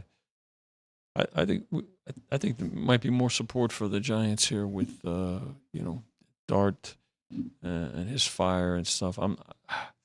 Taking the 3 was a pure take of the number. I get it, but I wouldn't be shocked if we need the favorite in this game, the road favorite. I think there'll be more Giants support probably. I made it 2, so I'd lean to, if I found a 3 there, but we've talked about it so much where kind of only is Jackson Dart at this point, right, with the Giants and bringing that energy. And we've talked about their defense and their struggles down the stretch here and their coaching. So I'm going to stay off of this. Minnesota has strung together 2 good games where they shut out Washington and then beat the Cowboys. So we'll see if they can get on a roll here. But I don't necessarily trust them to do that and lay the points on the road. I am going to trust them. I'm going to take the 2 and lay the 2.5 against the Giants in MetLife. The Giants have really struggled in MetLife historically since they opened the stadium in 2010. But I also think the Giants are very poorly coached and the Vikings aren't. And even with the Saints in the last one, you talk about setting a culture and setting a standard and being able to win games, getting confidence back for J.J. McCarthy, who struggled in the middle of the year. The Giants are in jeopardy of losing the number 1 overall pick. If they win another game, they don't care about having the number 1 overall pick. They have their quarterback, but I do trust the Vikings more here to get the win against the Giants in MetLife. All right, we'll go to Sunday Night Football because it was flexed. It is higher in the rotation number order, but Patriots on the road in Baltimore opened Ravens -2.5, total at 48. The Patriots clinch a postseason berth as long as they win in this game, or Houston loses or Indianapolis loses. So again, those two help other teams get into postseason play, the Colts and Texans, if they end up losing those games. But win and in for the Patriots. Chris, are we going to need the Patriots on the road? Yeah, we might. I think we probably will. But I made this number 1.5, and I think a lot of people are looking at that Bills second half, and they did fall apart. There's no question. But how about that first half? I mean, they dominated Buffalo in that game. And again, I talked about it. Maybe Buffalo, you can make an argument, is the best team in the AFC. I think they're right there. So we're looking at I think people are remembering the second half. They tend to remember what they saw last. The Ravens just have not been that good. And refresh my memory. They shut out the Bengals. They shut out the Bengals last week, and that was kind of a weird shutout. Yep. I think the Bengals had 39 minutes of possession. The high. I think I mentioned it on Monday, Alex. The highest possession number of a team that's ever been shut out. Mm-hmm. So yeah, they look good. And I still think this Ravens team, people have it in their brain that this is the Ravens team of the last decade or so. It's not. They have a lot of flaws, and I think right now 3 is absolutely a take for me on the Patriots. I think this number just got pushed up way too much because of that second half that they played last week, and I'm going to be on the Patriots in this game. I'm curious to see the Patriots' response to blowing a 21-point lead, right? I mean, last week, and. Vrabel, I think he'll have them ready. And Lamar Jackson, I don't think he's 100%. There's no doubt about it. And so I understand, on the early in the week taking, laying the 2.5, I should say. But I'm not going to be surprised if there's Patriot support. Look, we'll find out more about the Patriots. This game here. This is going to be very telling, I think. Ravens, very, very desperate team in this spot at home. I can see making the case for them in that regard, but I wouldn't want to lay points with them right now because they really have not been a great team. But can't trust them. I mean, if you do look at those 2 losses in between to division opponents and the Bengals on Thanksgiving, that was kind of a fluky game too, and turned the ball over too much. And then Pittsburgh, I mean, that touchdown taken away. So technically they could be on a nice winning streak here, but I'm not going to get involved either way. Vinny, you talked about in the college hour, Road Warriors. The Patriots have not lost a game on the road so far this season. They are 6-0. I think the fact that they blew that 21-0 lead last week against the Bills adds a whole new hunger. They had forgotten what it felt like to lose, winning 9 or 10 straight throughout the regular season, and they are now setting the tone going into postseason play. You think about Derrick Henry being able to rush against this Patriots defense. The New England Patriots coach has a little bit of familiarity with Derrick Henry, having coached him in Tennessee for several years. So if anybody's going to know how to stop him, it should be Mike Vrabel, and I think the Patriots will be able to get it done here on the road and keep that 2 seed in the AFC. All right, we'll go to the NFC South battle, the first of 2 between these 2 teams. They play again in Week 18. This one is in Carolina. The Bucs opened a 2.5 road favorite. We are up to 3 and a total of 46, still there at 46. Chris, there's been a lot of play on the Bucs. Yeah, I only made it 2.5. I mean, but I understand it. Again, we caught on to Carolina fairly early, saying how there's some hidden numbers that they're a little bit better than what their record was, and now they're in first place in the battle to continue to be in first place in the division. I think if you look up and down the roster, the Bucs have a much better roster. I still have so serious questions about quarterback for Carolina. I've just never been a big Bryce Young fan, not as a pro. And, I think Baker Mayfield, I mean, the kid still wins a lot of games, not playing very well in the last couple of weeks. So, but I think if you look, they have a very good receiving core. I've heard that there's a lot of positivity coming out of that locker room. They feel they have another division crown right within their grasp, and it's going to be on them to do it. They're going to have to win this game, then win again, I guess, in a couple weeks. But we'll talk about that 2 weeks from now. But I'm not going to play this game. Like I said, I made the number 2.5. It's up to 3. Probably going to need the dog in this game. But gun to my head, I'd probably play the favorite. Panthers have been very good at home this year. And I think what's, concerning for the Bucs is Mayfield's taken a pounding, especially in the last month. And what happened to their defense, right? I mean, so they've been in shootouts. Mm-hmm. So I think that those are going to play into the fact here. If the Bucs can play better defense, obviously they have more overall talent. But the Panthers believe they're in a position to make the postseason. And again, they're very tough out at home, Alex.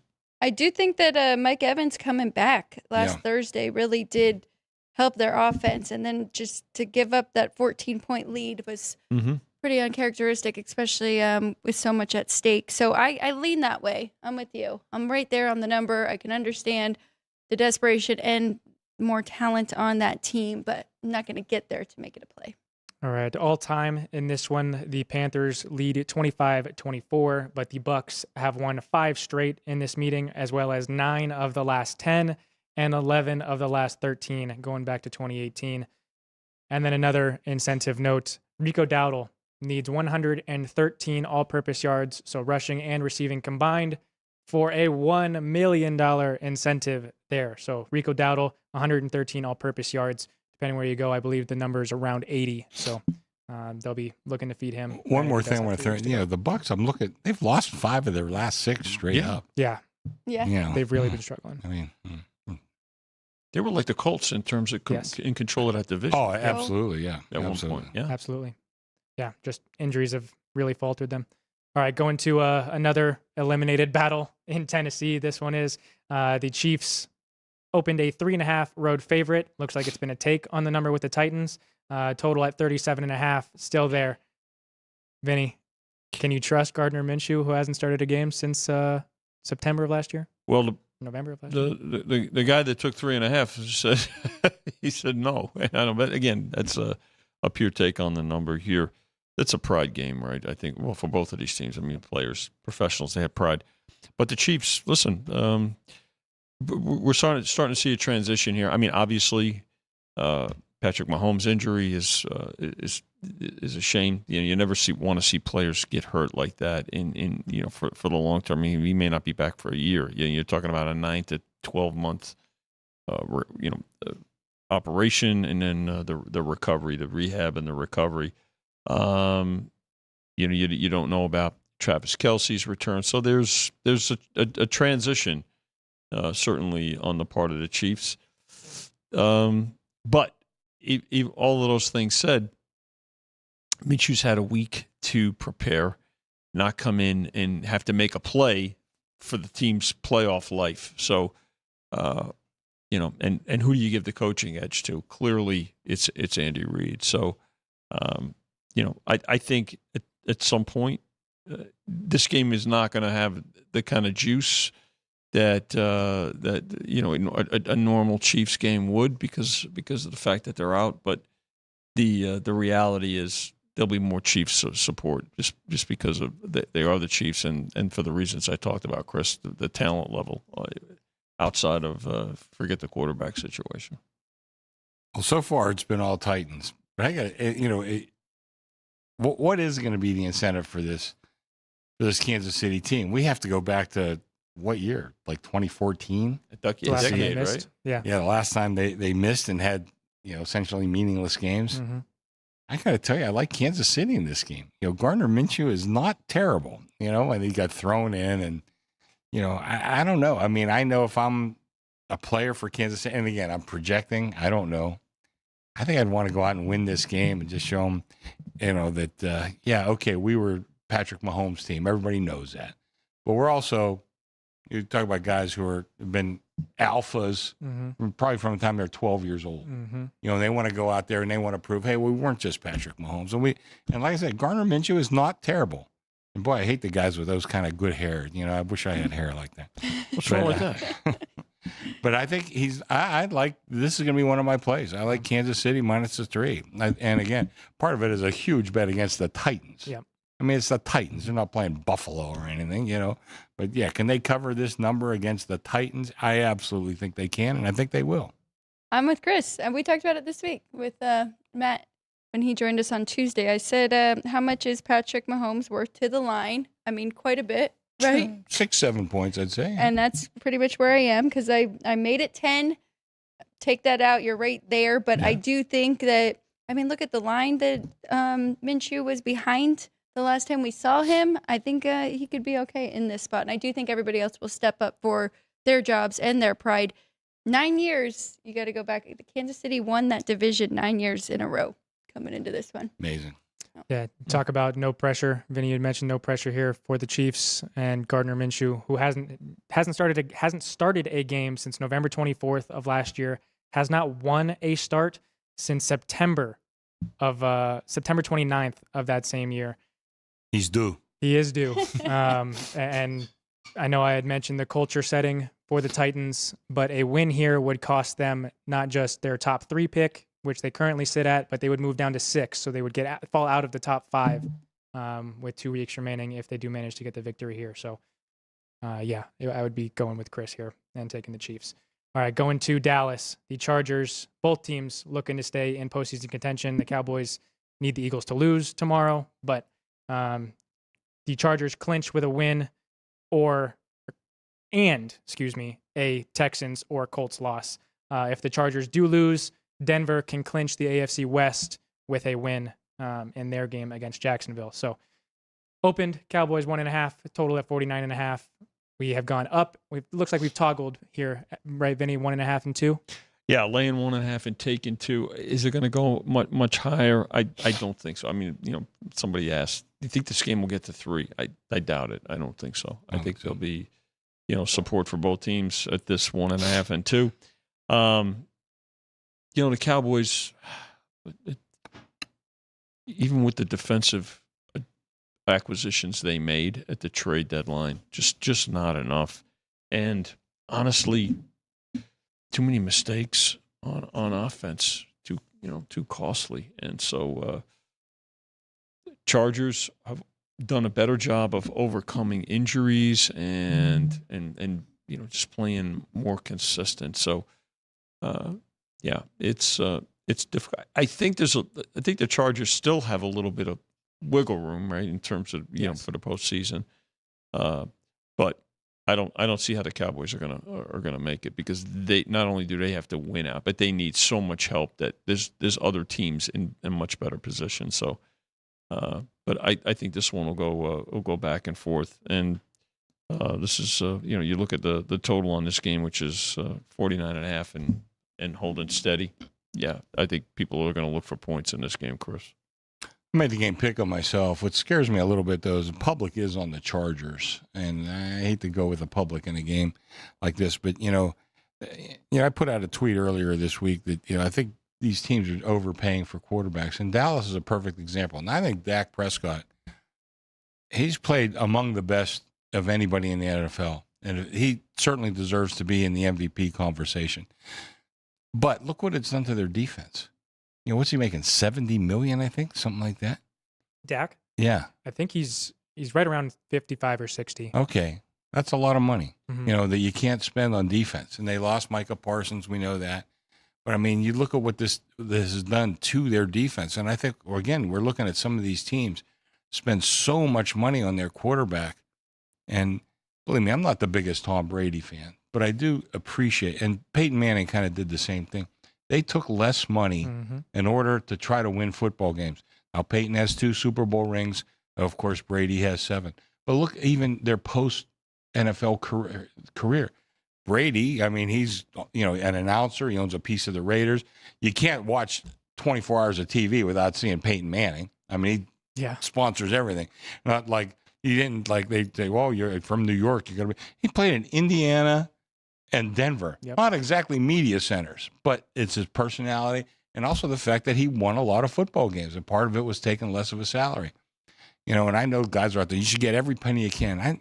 Really? You know, I mean, if Dak only made $45 million, you'd say, poor bastard. He only, left $10 million on the table. I don't know. I mean, but I hope that trend reverses because, like I say, I want the league to thrive, and I don't think the league is thriving when you see guys like Tua.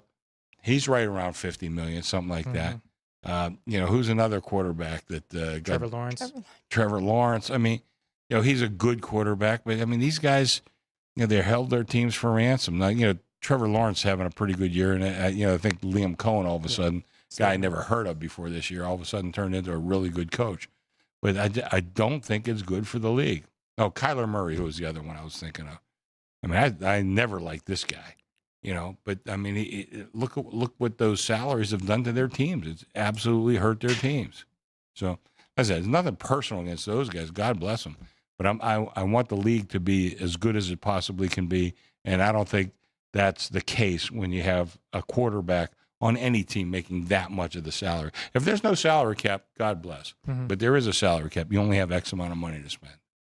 Well, you brought up that hurting Dallas's defense, and I like the Chargers a lot because of their defense, and they've really stepped it up the last 7 weeks, and they've been pretty stingy. And there's one dud in there where they did give up 35 points to the Jaguars, but other than that, I mean, they held Minnesota to 10. They did give up 20 to Tennessee, held Pittsburgh to 10, and then 14 to the Raiders, 19 to Philadelphia, and then they just beat the Chiefs last week. So it's also been a tough stretch, but I mean, I think we focus so much on their offensive line injuries, but now the defense is starting to step up to where the offense doesn't have to do as much. So I'm taking the 2 here with the Chargers. It is one of my best bets.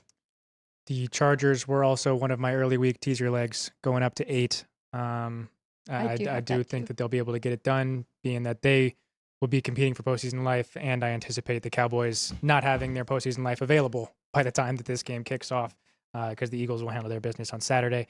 2 incentive notes in this one. Javonte Williams just needs 9 scrimmage yards, so it's going to be really hard to find a play there on him to go over his yardage total, but $250,000 bonus for 9 more scrimmage yards for Javonte Williams. And then Keenan Allen has $250,000 available for 3 things.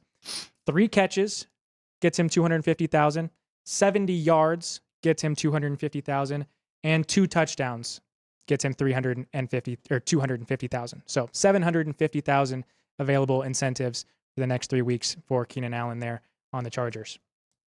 And they will try and feed him. Yes. All right, going to an eliminated battle of the Birds in Arizona. The Falcons on the road opened as a 1.5-point favorite.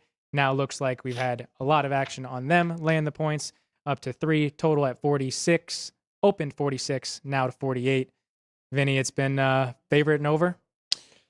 Yeah, favorite and over, Ryan, for 1.5 and 46 up to 3 and 48. And that's a play, I think, against the Cardinals because of all their injuries. But I'll tell you what, because it's 3, maybe, and pros look into if it gets through it, it'll be a take of the number.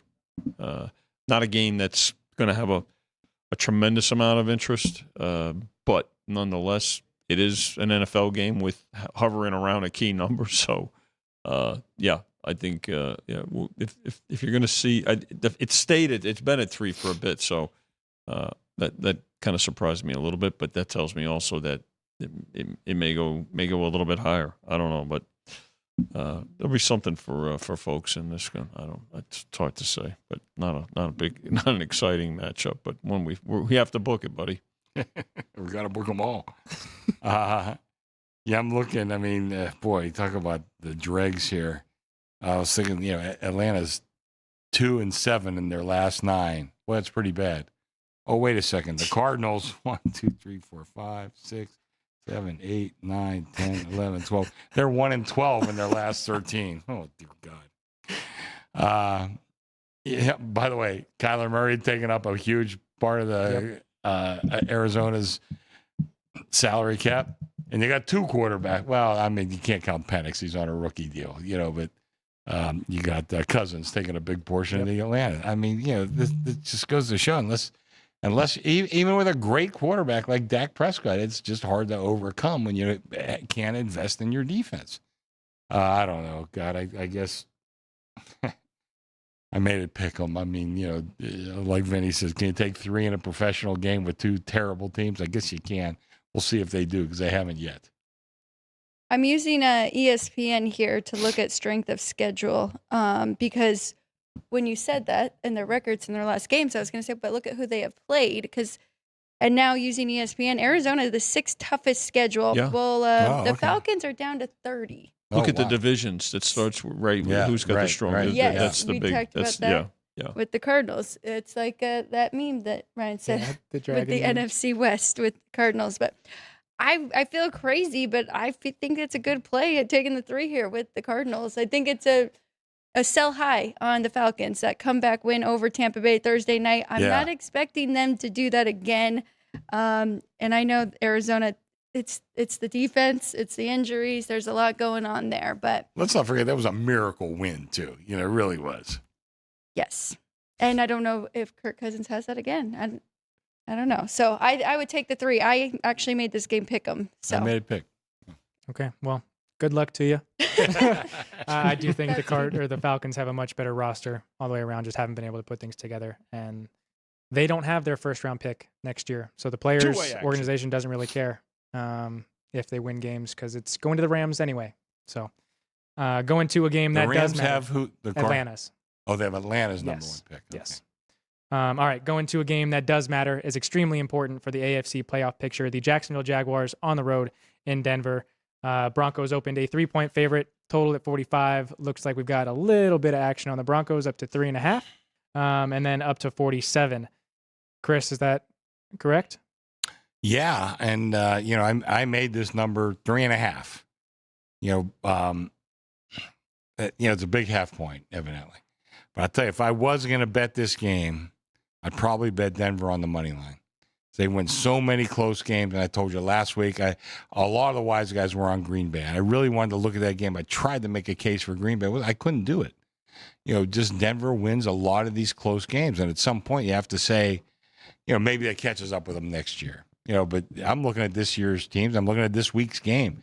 I mean, they win a lot of close games. And Jacksonville, I just talked about Liam Cohen, a guy I never heard of before this year. He's done a hell of a job with this Jacksonville team. But I think, 3.5, I like a little bit better than 3. But again, I'm not sure I would tempt the fates. I can see Denver winning by 1 or 2. That's just the kind of team that they have. And to tell you the truth, Peyton plays to win by a small number. He has a great defense. He has a good quarterback that's doing what he wants him to do, but they certainly don't have any kind of great offense. I think the total's a little bit high here, but I think that if I were to play this game, I'd play Denver on the money line. Total's been bet up too, right, Chris? We open at 45. I said earlier that we're going to learn a bit more about the Patriots in their game. We're going to find out about the Jags here. Their last loss was at Seattle. I believe isn't that so. right? At home.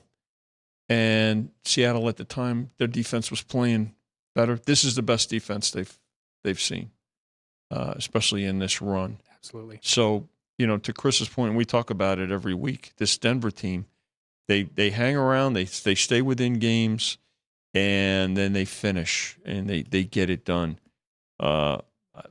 I've got to tell you, they've got a quarterback coach relationship that has blossomed. To be honest, I don't know if Nick's would be this good with another coach.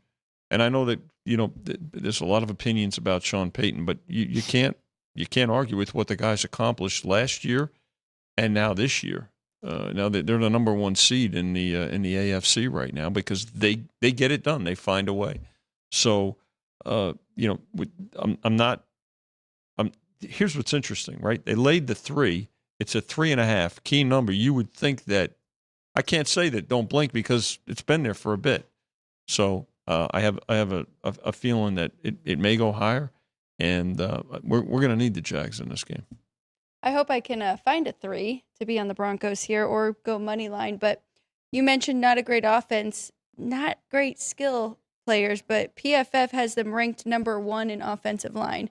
So Oh, really? not only Okay. do they have a fantastic defense that we've been talking about them and the Texans, and then, of course, Seattle and the Rams right there, but their O-line. So, yeah, they've helped Bo Nix through a lot, and I think that's why they play such close games, because they're winning in the trenches. So Yeah, I still think football starts in the trenches, and Denver's a great example. And, Vinny mentioned how Peyton might not be the nicest guy in the world. Well, I hate to tell you, a lot of guys like that are pretty successful, particularly in football, and the guy wins games. might be a tough matchup here for the Jags. We'll see. They're not really top 10 in any metrics, right? But, I mean, you still got to give them credit. They're finding ways to win games. So the Jags have won 5 straight. Their last loss was actually in Houston against the Texans.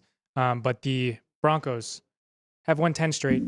Their last loss was in week 3 on the road against the Chargers. They actually have not lost a home game so far this year. I think that defense is going to be able to stand up. This is going to be last week was a huge test for them against the Packers, being able to get home field advantage, keep their home field advantage throughout the playoffs. I think they'll be able to do so against the Jaguars here. They have my highest home field advantage, which is 2.5. Okay. And then if the Jaguars do manage to get this one done, get the win here, and one of their 2 division counterparts in the Texans or Colts manages to lose, the Jags clinch a postseason berth. The Broncos can lock up the number 1 seed, but they need 4 things to happen. They have to win here. The Chargers have to lose in Dallas. The Bills have to lose in Cleveland, not likely. And the Patriots have to lose against Baltimore on Sunday night. So could be another week there until the Broncos lock up the number 1 seed.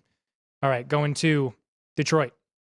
The Steelers opened a 6.5-point underdog. It looks like it's moved up to 7 total. Opened 49.5. Looks like we're up 2 points. Neither team can clinch a postseason berth this week. They need some other things to happen, and will have to do so later, either in week 17 or 18. But Chris, I'll give you your Steelers here first. What are you going to need? I made the number 7. I'm not going to go crazy here. One thing that really, and no matter what happens, I'm kind of happy with the Steeler season. I didn't expect much, and Rodgers at least kept them. We still in first place in the division. But, I think they're last, and I don't even know if you have this number available, last in the league in big plays offensively. And I remember made the joke last week when I called DK Metcalf, Decaf Metcalf. But it was like the first time they threw the ball downfield. Yeah. I mean, pretty much all year. And I've always, we talk about football starting in the trenches. It's true. But also in NFL football, how many games come down to big plays? And who makes big plays is your big play athletes. And I look back, the Steelers like in the 70s, they had all the big play athletes. They made all the big plays. Well, right now, they don't have the big play athletes on this team. They're not making any big plays. There's too many games that just hang right around the number or pick them or whatever and can go either way. And I'm not sure the Steelers have those players that can make those kind of plays. Now, look at the other side of the ball. Detroit has a lot of those guys that can make the big plays, offensively and defensively. And I know they have a lot of defensive injuries, similar to what they went through last year. But, I made the game 7. Detroit, I think, is not quite what we thought they were going to be this year. They're not quite what they were last year, but they're still pretty good. And, it's just not a play for me. And, of course, I'll be rooting for the Steelers once they kick off. But I'll probably need them a little bit at least, but not crazy about the side in any way, shape, or form. Yeah, you look at this and you say the Steelers are a 7-point dog after what they've done the last couple of weeks and atop the division. I think part of that is, to Chris's point about the big play capabilities of Detroit, even with their injuries on both sides of the ball. But also desperation, right? The Lions are fighting for both teams are fighting, but the Steelers are in a better position, especially with the head-to-head tiebreaker with the Ravens, who they play the last week of the season also, right? So, and they've got I think Cincinnati, they have next week, Cincinnati, Cleveland. So two division games to finish out. So, but that's the explanation for it. And the fact that it's sat at 7 again for a considerable part of the week, we're going to need the Steelers in this game. I think so. Yeah. We always talk about the Lions off a loss. I actually did make it 7 as well, so I'm right there, but I did use this as one of my teaser legs with the Seahawks, so I need this one to come home. Lions -1 here. Very nice. All right, we'll go to the Raiders on the road in Houston, taking on the Texans. The Texans can't clinch a playoff berth with a win, but they can help some other teams if the Raiders do manage to pull off the upset here. Opened 14, still there at 14. Opened total at 37. Looks like we're up to 38. Vinny, what are we going to need? With a 14-point favorite. I mean, think about it. This is, one of the lower totals on the board. But what is that? I mean, here's a Texans team that does not score a lot of points, and they're a 2-touchdown favorite. What does that say about the Raiders? Mm-hmm. All kinds of issues, all kinds of problems. I know this. Texans are in every teaser and every money line parlay. So, yeah. And, can this go through 14? Yeah, wouldn't shock me, especially given the fact that it's an afternoon game. Chrissy, we need the Raiders again. I know that's shocking. We need the Raiders and the Jets again this week. Isn't that amazing? I know. Again, 14. Can you bring up, Ryan, how many yards did the Raiders have last week? I think, I'm trying to get it real quick. I think it's 74 or something. It's something ridiculous. We talked about their passing yards, 29 attempts and 29 total passing yards based on the sacks and everything. And I think I tweeted out earlier this week, was it 3.5 or something? 2.84. 2, I think was what the yards per attempt. I mean, I went on a jag last week saying how that's the key statistic, more than touchdown to interception ratio, which means something too. And again, I'm looking at QBR. Kenny's QBR for this year, 75 total yards. Yeah, 75 total yards. Kenny Pickett's QBR 6.2 out of 100. He's looking up to Shedeur Sanders. Shedeur Sanders level. They were and talking probably about everybody Geno else in the playing, league. though. Pardon me? They were talking about Geno playing. Yeah, I mean, when we put out the numbers last, I let my guy Nick Semich put out the numbers on Sunday night. He said, "Boy, should I leave the Raiders off? I'm not sure." I said, Nick, they both stink. What the hell? Just put up the number. Who cares who's playing? It's just abysmal. Listen, they're our local team here. Of course, I want them to do well, and I'm grown up a Steeler fan. Of course, I don't like the Raiders. I want to be at least representative of the community. I mean, it just looks bad in Las Vegas, and I think we're gonna have a lot of changes on this Raider team, regardless of the fact of Pete Carroll being the coach, and we already got rid of coordinators and everything else. But I mean, there has to be wholesale changes for this team. I mean, they're just abysmal, and I don't think I have them at the bottom of my rankings. Let me see real quick here. I think you have the Titans. Right? Titans are I think the Titans. Where's the Titans? Titans. I mean, I got them half point better than the Jets, or I'm sorry, half point worse than the Jets.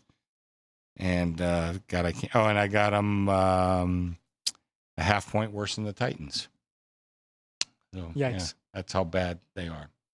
So those are my 3 bottom teams. Yikes. Painful. What's the shutout number?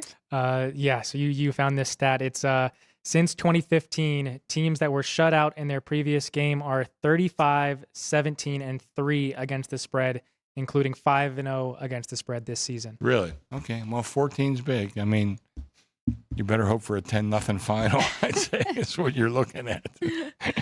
No, remember I said no last week to the Raiders, so I actually made it 12.5. It's a half point or a 1.5 difference for me, but I was very impressed with the Texans last week. Vinny was talking about their offense, and I felt the exact same way. And then we saw some last week. They took advantage of the Cardinals' defense, and they might be able to do it again here, right? Yeah. They covered their double-digit spread last week against the Cardinals. I do think they'll be able to do it again this week, but this was my final leg of the 3-leg early week teaser, taking the Texans down to 8, being able to win this one by multiple scores. So. All right, we'll go to the game that was flexed out of Sunday Night Football. Had a favorite flip, not because of the Tua announcement, just because of how bad they were on Monday Night Football. Opened Dolphins -1.5, total at 50.5. We now have a 4-point favorite with the Cincinnati Bengals and a total at 47.5. Vinny, what do you think? I think the Dolphins had a run there, right, for a month. But things I think are gonna they unraveled prior to that. They benched Tua. Mm-hmm. And you're going with Quinn Ewers, who wasn't even the backup. So something internally is a miss here. I think there's a lot of uncertainty. I think there's discourse, in the locker room. Bengals, back-to-back poor games, really, when you think about, or at least the last 6 quarters. And so, not a real surprise here that the focus and the betting focus has shifted to them, and I think it'll continue. I mean, we'll see this Dolphins team. It's unraveling there in Miami. Quinn Ewers, but Cincinnati was shut out last week too. Yes, they Yes, What's that stat you just quoted? 5-0 this year. Yeah, 5-0 this year, 35-17-3 since 2015. Well, otherwise, I'd probably take a shot with Miami, but I'm not going to go against that stat because I do think that I'm not going to take a shot with the Raiders, but I don't mind taking a shot. I wouldn't mind taking a shot with Cincinnati, But, Quinn Ewers, boy, I don't know. You see some of these teams, sometimes at the end of the year, you just wonder, did you lose the locker room? Did they quit on the coach? Did they quit on the team? Did they quit on the guy playing next to them? That's always the big thing, too. And I don't know what's going on with Miami. I wouldn't touch this game, before the Ewers being named quarterback. I made the game pick. But, Ewers, I don't know. I don't know. I remember him at Texas. He was pretty good, but that's a long way from, playing in the NFL. I don't know. I think I would stay away from this game. But probably gun to my head, I'd probably take Cincinnati. And like I said, they got shut out last week. But if you look at the numbers, they weren't that bad. No. They 4 red zone turnovers. Yeah, they were not that bad. So I think I'd play Cincinnati, if anything, here. The one thing that, like you're saying, to stay away from it is Mike McDaniel actually said Quinn Ewers gives us the best chance to win games. So I think they're openly trying not to win games. But I don't want to use that word. But I like Quinn Ewers. I think he was good at Texas. He was actually projected to be a first rounder before everything happened. And then they said that they had a better quarterback behind him and whatnot. But the Dolphins O-line, using PFF again, is 28th in the league. And I think that's been a big problem for them. And they've tried to work around it. But we also saw that in preseason when Quinn Ewers got a few snaps there. So I would only be betting on the Bengals here. This one will be a stay away from me, so we can move on to the Monday Night Football game. We had mentioned that the Seattle Seahawks, based off of last night's win, control their destiny to the number 1 seed in the NFC, but they face off in Week 18 against the San Francisco 49ers, who also control their own destiny to get that 1 seed if they're able to win out and take care of business starting this week. So opened Niners -5.5, total at 46. Looks like we are up a half both ways. Vinny, is anybody going to be able to jump in with Old Man Rivers here? I don't think, unless it gets higher. This is if you watched Rivers last week, listen, great for him. But he can't throw the ball downfield. And Seattle was good. They escaped. They found a way to win. I think that the Niners have really studied film here. I don't know if the Colts can duplicate, if Rivers in particular can duplicate what he did last week here against the Niners. And so I know that the Colts are home here and they're desperate, but man, this is a tall order here. Carryover will impact this game, and I don't think we'll see Colts money south of 7. Okay, in my opinion. I hope we get some before we get to 7. I got to tell you, I did make this number lower. I made it 4. I thought Rivers looked okay last week, and again, the Colts team I think they got a decent roster, and I obviously missing the quarterback's going to mean a lot. And Rivers, I thought, was okay. Now, the Niner team, boy, I'll tell you what, I was looking at them this morning to maybe make a play on them to win the Super Bowl. But I think right now the futures they're hard to really, look at the Rams last week. I thought, 4 4-1 would be a steal. Now you can get 4-1 anywhere. I think you might be better off just rolling over your money. And and if I'm going to do that, I think I'm going to do it with the Rams. But I'll tell you, do not eliminate this 49er team. And I wanted to get out of their. I lowered their ratings when they lost a couple of defensive starters, which I thought were going to be hugely impactful. But there's a team that has managed their roster correctly. And, listen, I mean, Brock Purdy, I mean, he's a hell of a quarterback. Now, they didn't pay him this monster money, but they gave him some pretty good money to keep him around. But they had enough money to build up their roster. I think it's one of the best run organizations in the league. I think they got a chance of winning the Super Bowl. Now, that being said, I really don't like them this week. I think this number's just gotten a little too high. And I hope Vinny's wrong. I hope we get some money before we get to 7, because I don't want to go to 7 on this. But I think we may, we're starting to see money showing up on the dogs and the big dogs in the bowl games. And I think you may see some dog money here at some point. Hasn't yet. I'm hoping 6.5 will do it. I'm hoping we don't have to get to 7.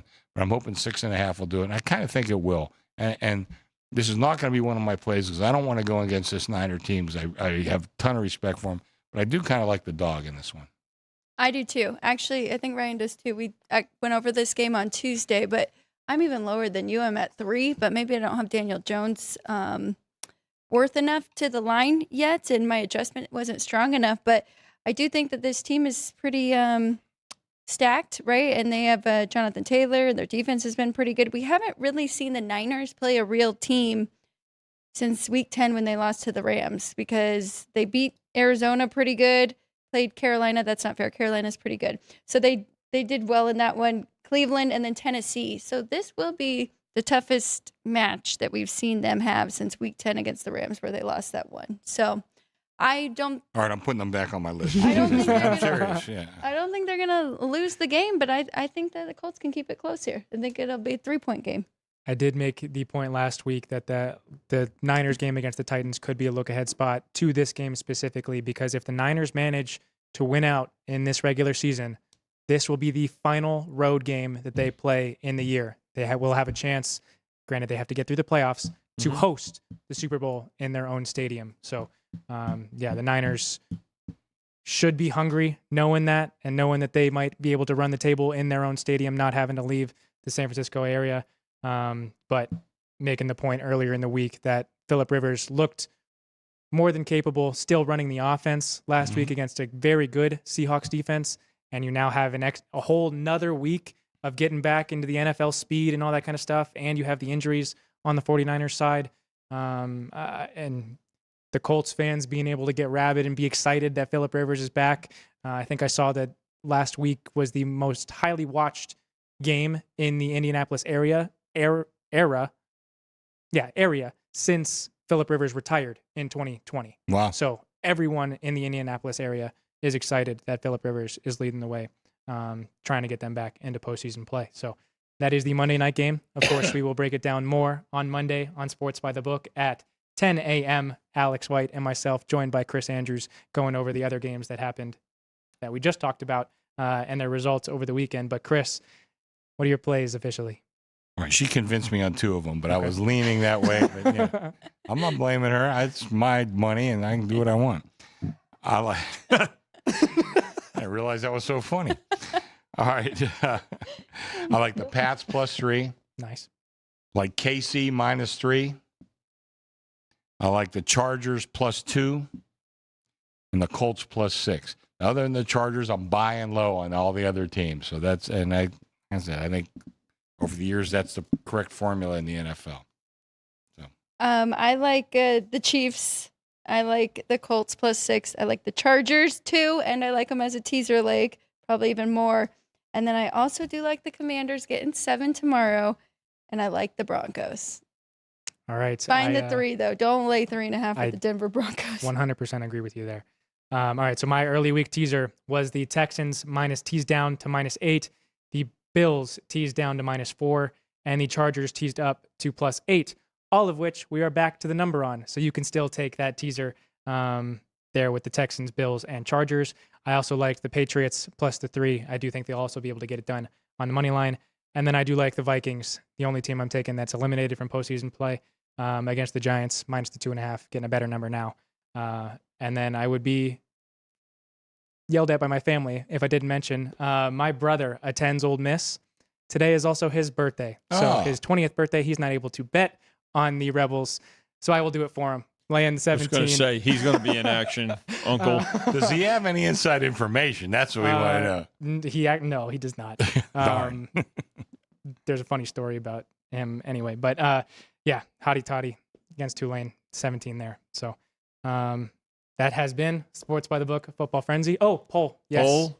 Oh, and by the way, while you're looking up the poll, the chat, it's always great, and we always appreciate it. Yes. Attila,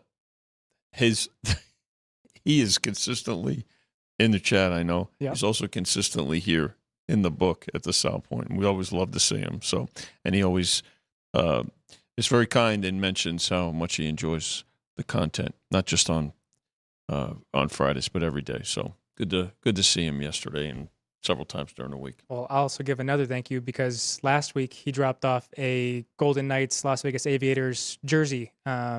He gifted one to Alex, her dad, and to myself. So again, excellent. Very nice. Thank you, Attila. Great, man. Good we really job. appreciate you as well as all of our viewers. Alex, we set the goal to get to 2,000 subscribers, and we're almost there by the end of the year. So help us share the show and our poll for the NFL portion. We had 75 last night, 75. Need to get to 80. Any 80s in the games in which we have the Steelers and Lions totaled at 51.5. The Chargers Cowboys totaled at 49.5. Patriots and Ravens totaled at 48, as well as the Falcons and Cardinals totaled at 48. And our viewers are thinking we are going to get over that 75 that we saw last night with the Steelers and Lions, the highest total remaining on the board in the NFL. So, all right. For Vinny, Chris, Alex, Sean, Drew Dog, and Jerry, and Vince, this has been Sports by the Book, Football Frenzy. We really appreciate you guys for watching. Good luck this weekend.